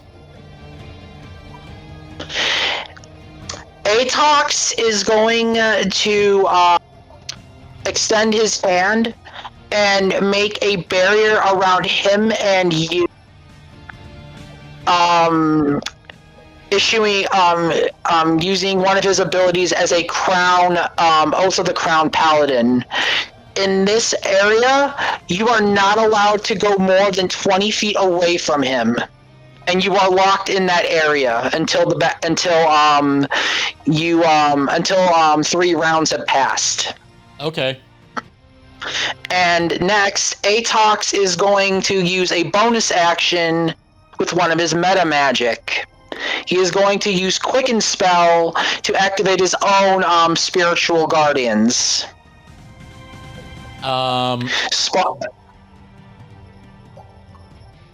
Would this be an instance where I can use Counterspell? Yes. Okay. So you have to make a Constitution saving throw. Okay. I need a Constitution save, JKR. Coming up, that is... let's see. Carry the 1. Let's see. And you have to beat a 17. Okay. Yeah, he beats that. That is 29.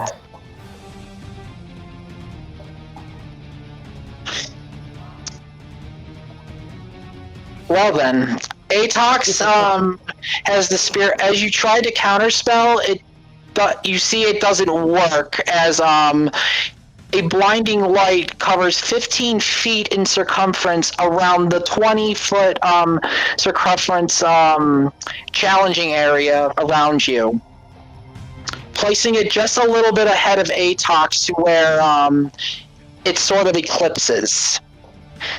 As he does so, around you, Varen, you notice 3 spirits. One depicting mage, one depicting acrobat, and one depicting a Dhampir. Oh my, new playmates, how fun! Oh, trust me, you're about to see a lot of fun. So Atox has 2 actions.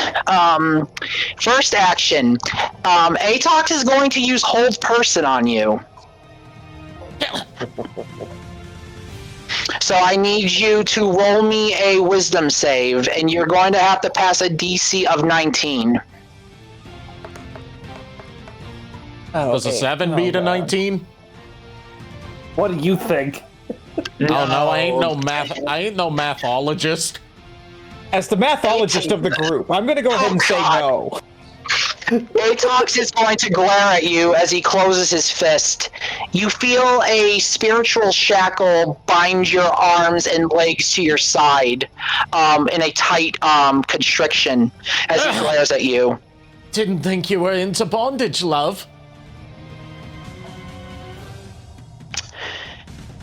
Trust me, this is going to hurt me more than it does love. Atox then is since you're right in front of him, and since with hold person, if you are bound, the next attack he does is an automatic crit.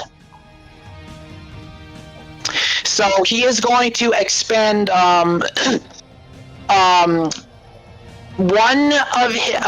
three of his meta magic points. And two of his hexblade slots to invoke a divine smite. And since the aura he activated at the beginning of the fight that triggered from the book that he read from happened, you're taking double damage from the divine smite because of radiant damage. So how much damage is that? How much is divine smite normally? Because with let us see. Like, I can do the math in my head real quick. Yeah, I am pulling up. You want the damage roll, right? Yep, I need the damage. The target takes an extra 2d8 radiant damage. And then the target, the damage also increases by 1d8 if the target is a fiend or undead. Yep, and this also includes the aura that the Belmont book casted, and since he burnt an equivalent of 5 spell slots, that is 3 more d8 on top of it.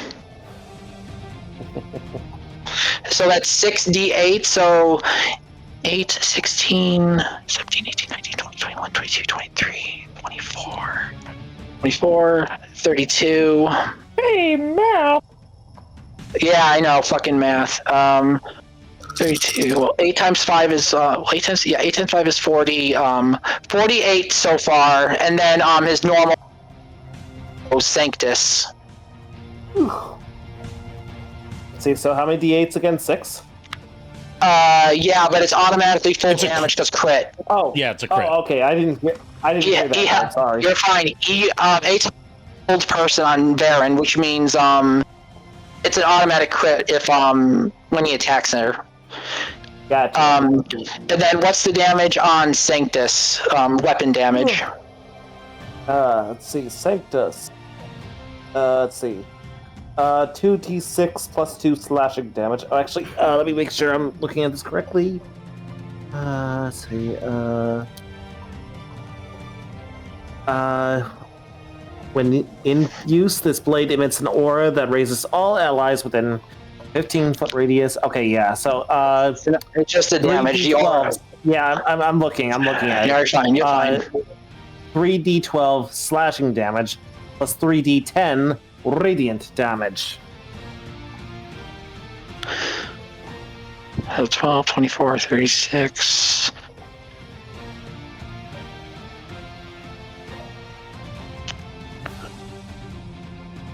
I'm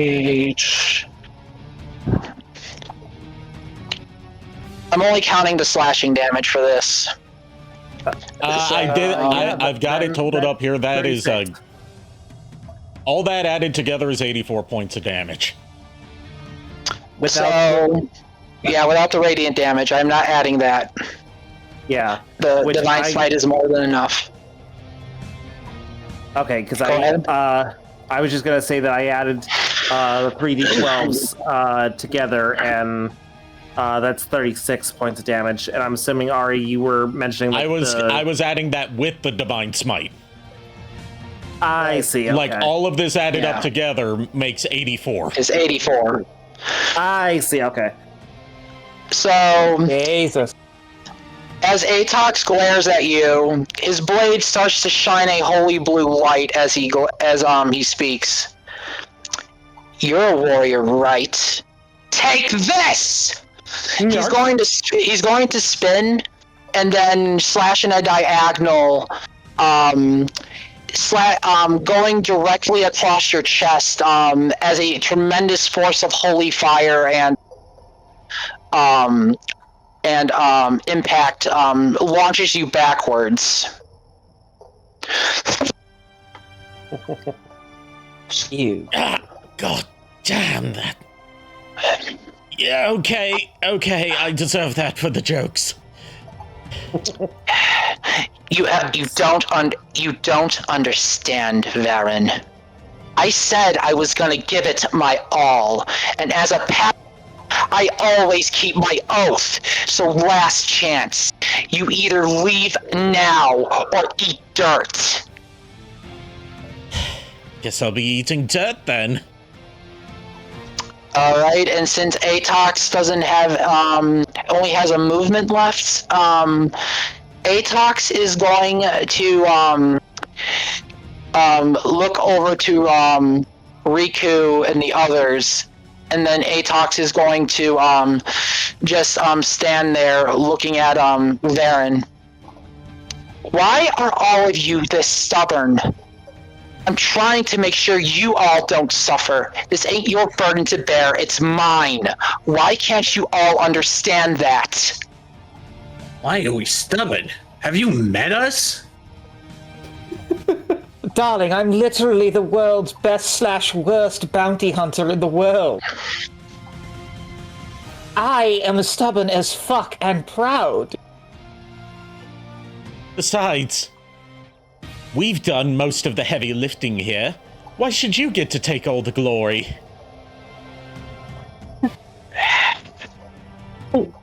Atox, my love. Vixie. You have done so much and everything like that. And plus you've forgotten, has her engagement ring. Have you forgotten that you and I are bonded for life? And everything? Aren't we supposed to fight together through thick and thin? That's what we promised each other. Is it not? Galavar, is there anything you wish to add? Galavar says, I didn't spend the last 20 plus years as a host for the demon Megatron. For nothing, just to walk away. I also got one more thing to say to Atox. Okay. To Atox, we made promises that we would be doing this together through thick and thin. And I'm not gonna leave you. Never, no matter what. Even if you would have to kill me in order for you to fulfill your request. And if I die, then so be it. Atox, you guys all see tears streaming down Atox's face. You all know he doesn't. Go ahead, what? I'll just say one last thing from the scythe. You just hear Alice saying, and on top of all that, it was you who helped Riku bring me back from the brink of death. When once I was but a terrible monster, I will not allow you to do the same. Atox is going to have tears stream down his face. Varen, all of you actually see him shivering as he's actually sobbing. That's the thing. I love all of you, and I don't want you to suffer this. This, again, is my burden to bear, and I understand all your concern. I'm doing this so you all have a life. So that you all can live. The blood of the Belmont is mine to bear. And it pains me to draw my blade against all of you, but I have no choice. Yes, you do, darling. There's always a choice. Oh, sorry, go ahead. Go ahead, JQ. There's always a choice, Atox. He's right, darling. When we all came together, we vowed an oath that we would defend Targoviste and the world to the very end. We vowed to you, Atox. Varen, is she still being held? No. Once you are attacked by an attack, hold person breaks. All right. She says this, wincing through the pain. Besides, your idiot, I promised your idiot father that I'd bring his idiot son back to him, so you two idiots can kiss and make up.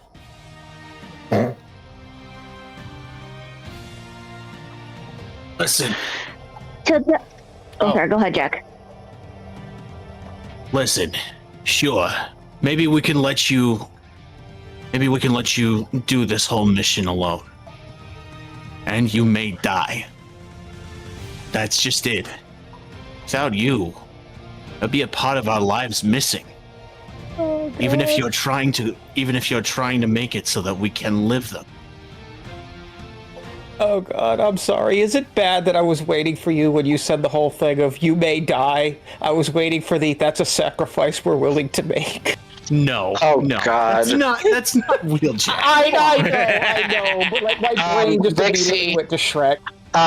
Vixie, what are you gonna say? You and I, we are all team, my beloved. You are my mate for life, my husband. And like I said, till death do us apart, my love.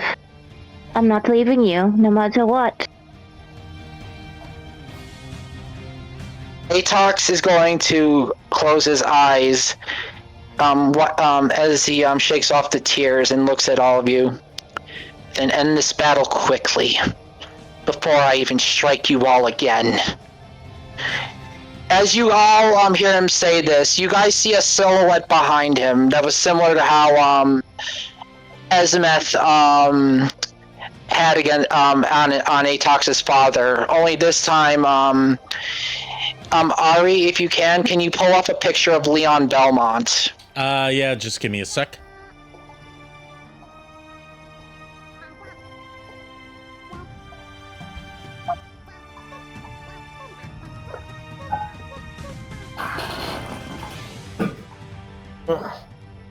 See if that is not a decently sized. You know what? This is a decently sized image. We could use this. Saved it through the wrong place. Oh well. I'll find it. It's fine. It's fine. By the way, how are you guys enjoying the boss fight so far? This is fun. This hurts. How does it hurt? We're having to beat the shit out of Atox. Yeah. Well, to be fair, I did say... Well, here, to be fair, I did say this is the last time you guys are going to be in Romania because... And I did say, I did drop a hint last session about who the boss was. There you go, there's a picture of Leon Belmont. Oh. This is the man, the spirit that's standing behind Atox.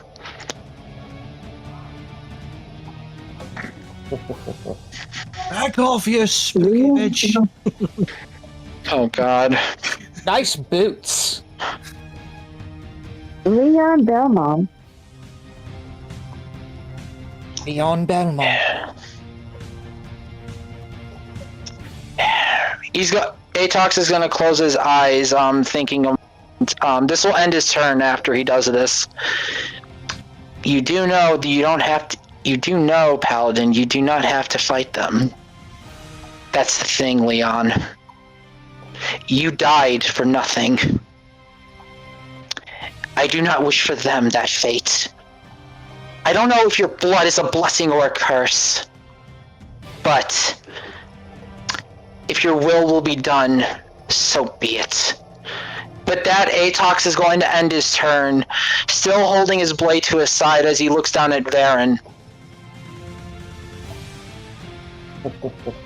So, top of the round.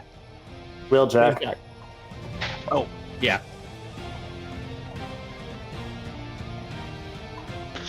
Actually, JKR, let me know if when Atox hits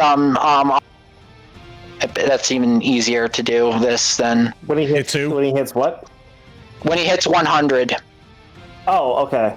Yeah. Let me pull it up because I accidentally, for some stupid reason, I cannot fathom why, I accidentally closed my browser, so I have to reopen everything. God dang it. I'm sorry. Okay. No, it's not your fault. I just don't know why I did that. Anyway, yeah, we've got everything back up. Alright, so... Alright, Jack. You are currently still, 6... Right? What's that? Or... Are you still 60 feet away, or did you move? I moved forward 30 feet. Okay, right, yeah, so you're halfway to Atox, so... Yeah. Alright, well, it's your turn, so you are 30 feet away. Okay. Then I am going to cast Hold Person. Alright, God, do I want to use a legendary resistance on this one? Oh, excuse me. You know what? No. JKR, I need a wisdom saving person. One wisdom saving throw coming right up. Please don't. Let's see. That is 11.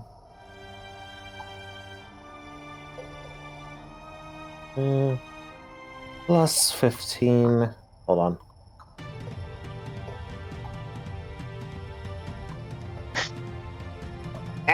No. 32.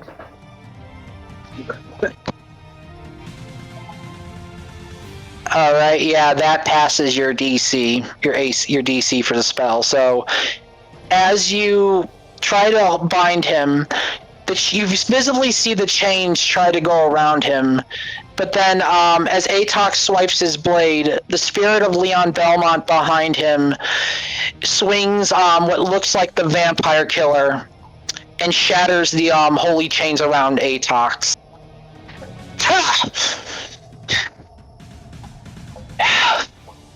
You are not beating me that easy. Ugh. Oh, believe me, we know that it's not going to be easy, but we're still willing to do it. Together.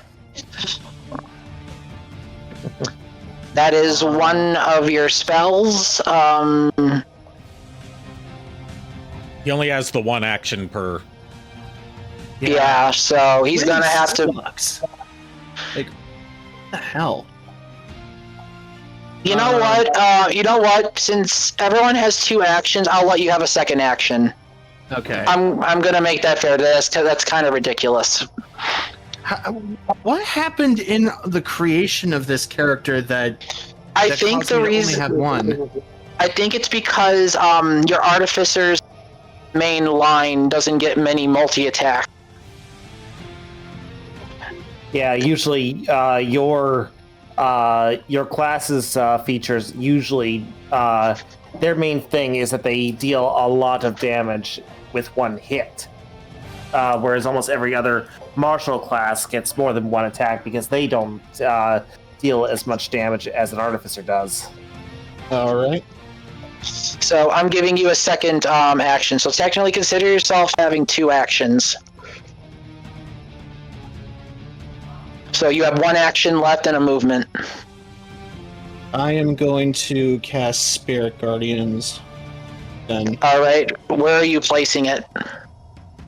I'm placing it off to my left and to my right. Wait, I get 3, right? Yeah. Spirit Guardian summons a field, one field, and it spawns 3 guardians within it. Okay, so and they can only attack if an enemy walks into the. So if you were to place it at either one, you. Yeah. pretty much, yeah. So the only way they would attack is if someone is in that field. So you can spawn the Spirit Guardians on top of Atox, or play. Yeah, basically like that. All right. Yeah. As you do so, what 3 Guardians come forth? Optimus Prime, Hotshot, and Sideswipe. As all 3 spawn forth in a holy ethereal energy, but instead it's Energon. All 3 beings come forth surrounding Atox as he looks around. Ugh. Seems like you all have learned some new tricks. Alright. I need to roll damage, correct? Yes. You do roll damage on me because of as the Spirit Guardian spawned in on Atox. Okay. That is 25 damage. Okay. So Atox. So how does each one attack him? You have to describe like what each one does. May I interject with a question? He gets +10 on damage rolls because of the armor, right? Yes. So +10, so that's 35. Oh wow. Okay, so 35. Holy smokes. Okay. So describe to me how they attack Atox.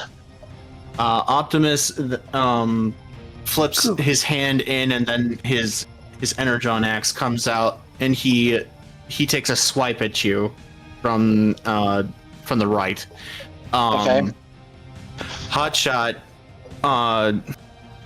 activates his integrated axles and then shoots off 3 shots. Okay. What's his name? Oh yeah. Sideswipe then pulls out his Energon sword and swipes at you from the left. As each Guardian swipes at Atox, Atox tries to fight back, blocking Optimus's axe, only to completely take a full force hit as each one lands. Atox bleeding as he is taking a sustainable amount of damage.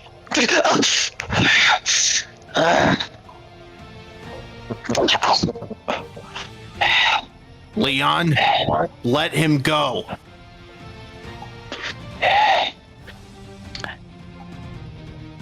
Leon is going to look at you and speak. Unfortunately, I cannot. The trial must be finished. As much as I want to let him go, my family has caused enough trouble. It was his choice to do this, not mine.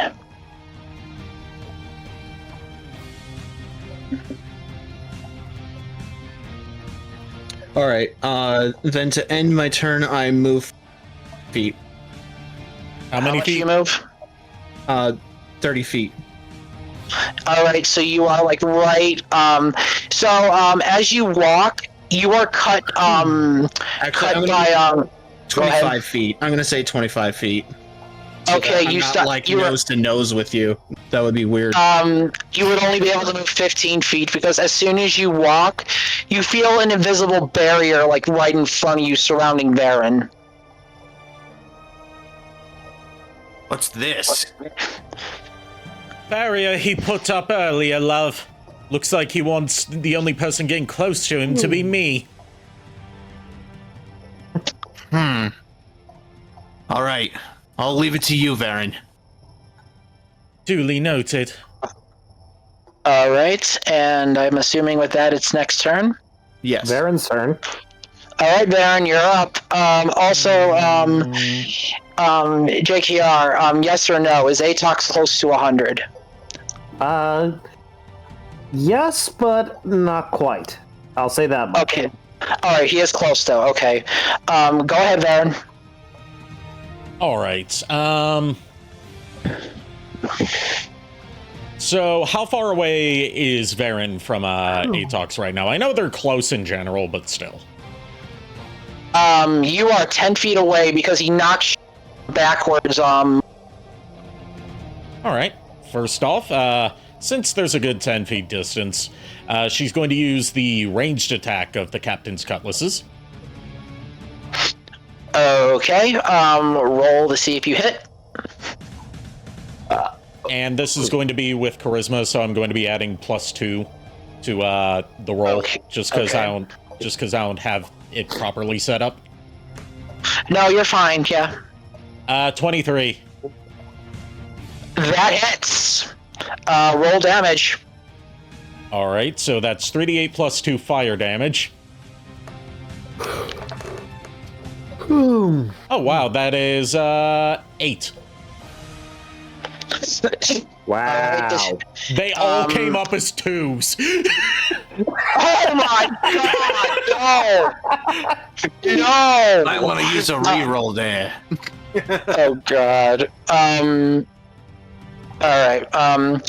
As you do your attack and the energy attack comes forth, Atox is caught off guard as he feels the hit directly. A scar across his armor as blood drips from his mouth. Consider that a love tap. Compared to the one I gave you.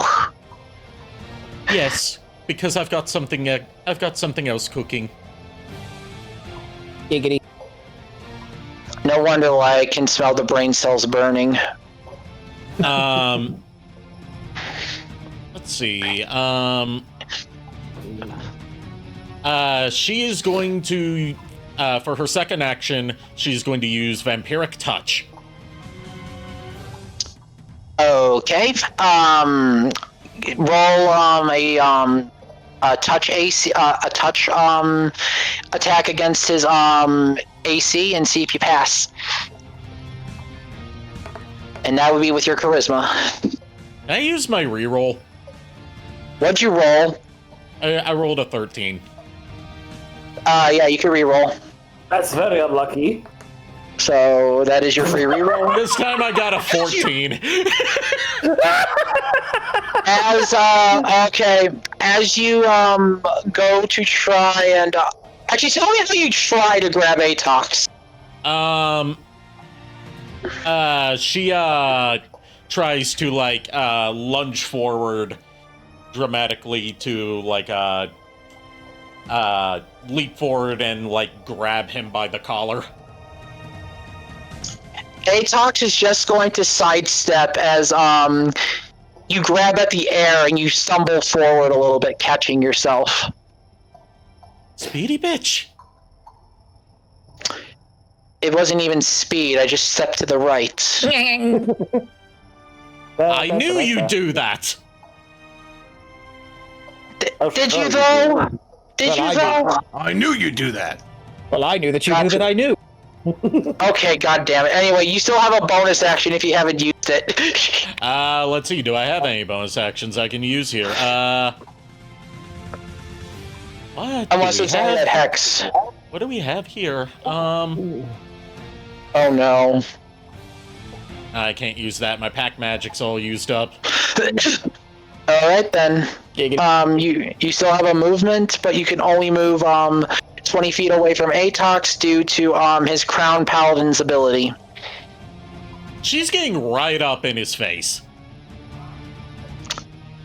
You know, Vaden, Vixie's right there. She could mistake this for something. You're the one who wanted to get up close and personal with me and only me, love. You have to deal with the consequences. Touche. Anyway, is there anything else you wish to do? Yes, I have an item. Okay.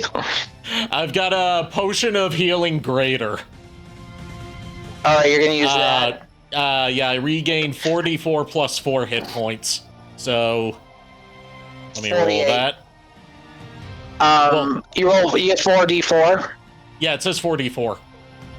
Hold on. 4, 8, 12, 16. It doesn't say I get the full amount. I have to roll for it. I'm going to give you the full amount because of what happened. Okay, so 20.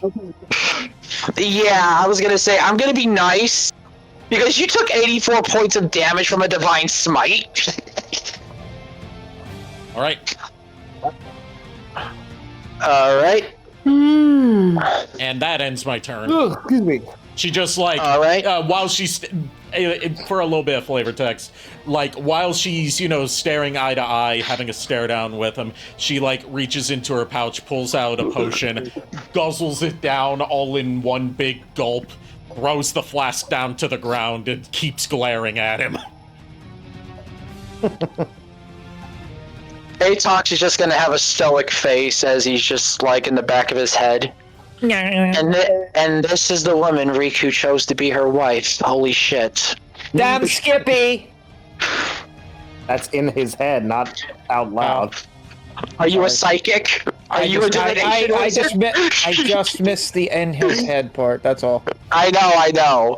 Anyway, next up in turn order then. That would be me. Alright, Galavar, you are 30 feet away. 20 feet away from this guy. Because you moved 40 feet. Yep. So I will move an additional 10 feet. Just that within 10 feet of him, if I can, that is. You can't, the barrier. You can't, you're I wasn't just, sure I wasn't sure how... Go ahead. The reason I said that was because I wasn't sure how far the barrier reached. The barrier reaches 20 feet, so you are right at the front of the barrier. I see. So, I'm guessing spells can penetrate the barrier. Spells can penetrate. However, the way the Crown of Paladin's ability works with this is Atox basically chooses one person, and they're basically locked in a 1v1 duel in physical combat. And the barrier has only one round left before it drops. As long as that barrier is up, Varen is not allowed to leave or go 20 feet from Atox. Okay then. Let's see. First off, you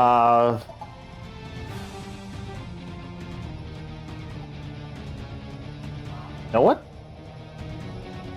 Because I'm feeling like an asshole tonight, and Atox pissed him off. Oh, never mind. Can't use it. It's a touch spell. Oh gosh. No touchy. No touchy. Bad. Look, if you touch me, Vixie's gonna bite your head off. The first thing he's going to do is activate the cantrip Thaumaturgy, and he is going to cause tremors in the ground around Atox. Okay. As you do that, Atox is going to feel the earth shake. Varen, you're feeling this. All right. Jeez, if you wanted to see me bounce, all you needed to do was ask. I'm not the one who. Oh my god. Galavar. And with that, Salamandra, the Holy Avenger, is ready to be fired. Literally. Oh god, okay. Let's see. Just making sure that I'm... Okay, so since Heat Metal has been activated, he cannot actually get close to him, but what he's going to do is allow the Flame Drake to spawn out and attack him. Alright, roll to see if you hit. Let's see. Making sure I hit. Yeah. I'm gonna say this: you five are fucking stubborn and mean with your spell usage. I'm proud of you. That, my friend, is an 18 to hit, which I know does not hit him. As the flame drake spawns forth, Varen, you see the drake fly right to your ear. Actually, hold on. Actually, I take it back. I'm sorry, I forgot. What did you do?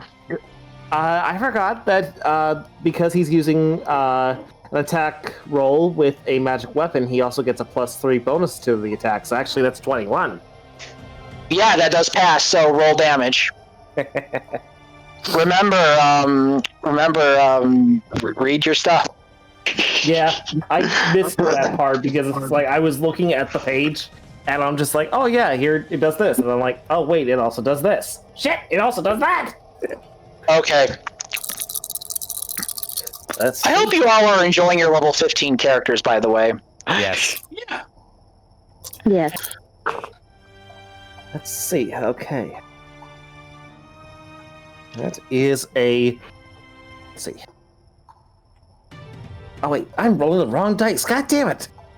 I'm like, how the fuck do I get that low? And it's like, oh, it's D8, not D4s. What the fuck am I? I am tired. I'm you are fine. I'm not thinking straight, guys. I apologize. Okay, we still like you. I apologize for the boss fight. I really wanted to do this. Oh, come on. Not what did you roll? I got 3 1s and an 8, so 11. That's an 11, but it's still. Oh, and I forgot the +3, so 14. Yep, and let's see, I'm just double checking something because Atox's health. Yeah, he is also. He is resistant to radiant damage, but it can still hurt him. It can still hurt. So, since only if he's an undead, which he is not, or a fiend. So, yeah, no, it's just 11 points of damage. Okay. As Varen, as you see the flame drake fly, it knocks his arm as seen on it. Atox shakes the fire off, but holds his sword arm wincing. Ugh. Could you cut that any closer, Galavar?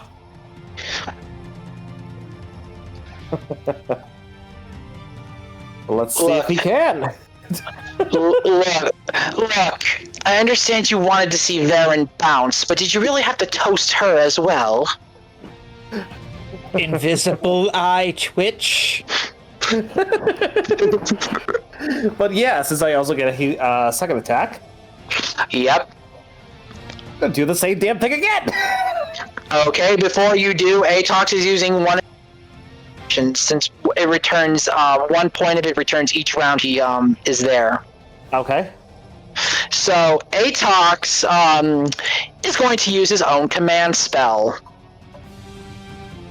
So I need you to roll me a wisdom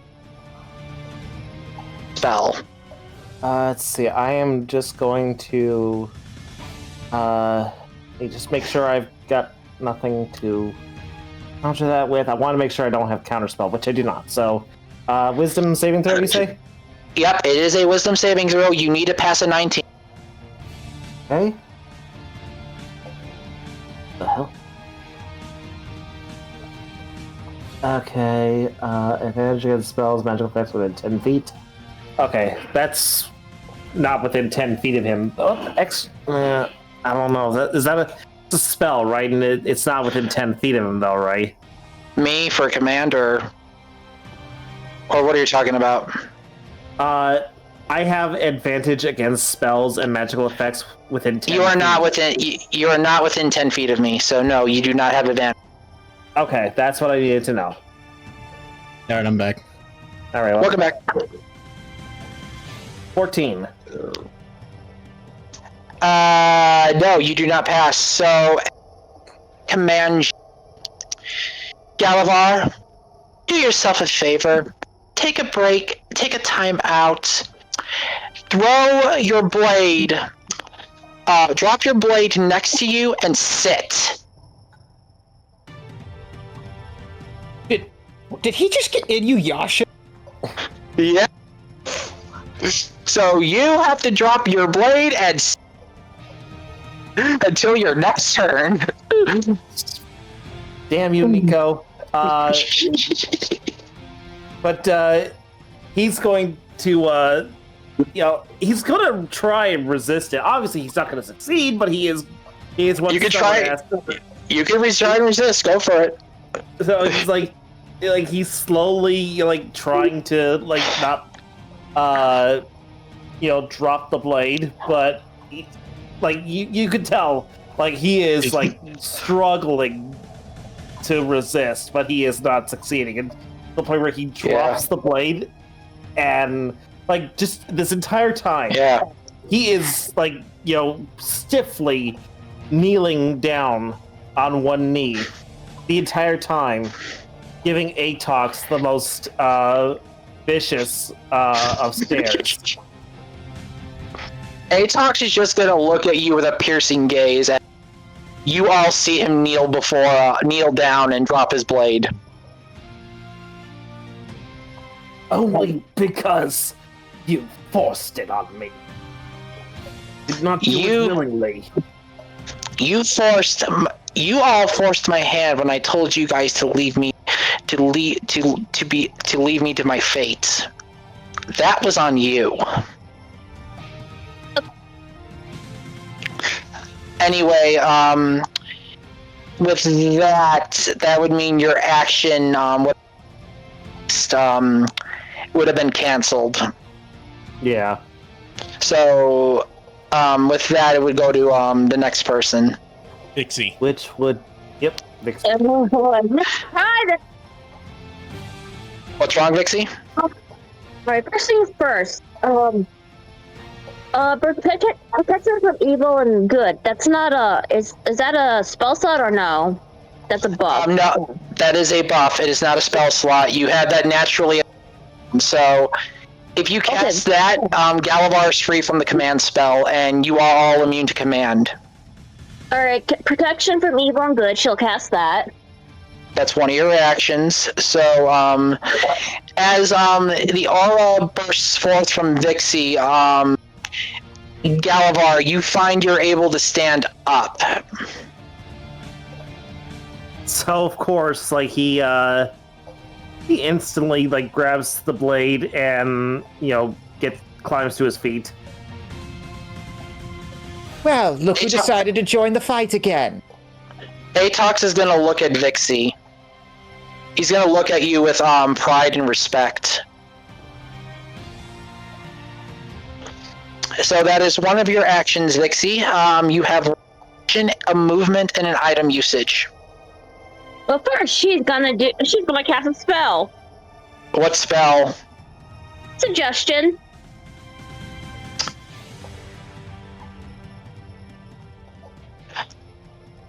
You know what? No, I'm going to let Vixie have this one. What do I roll for suggestion resistance? 1 second. Fine.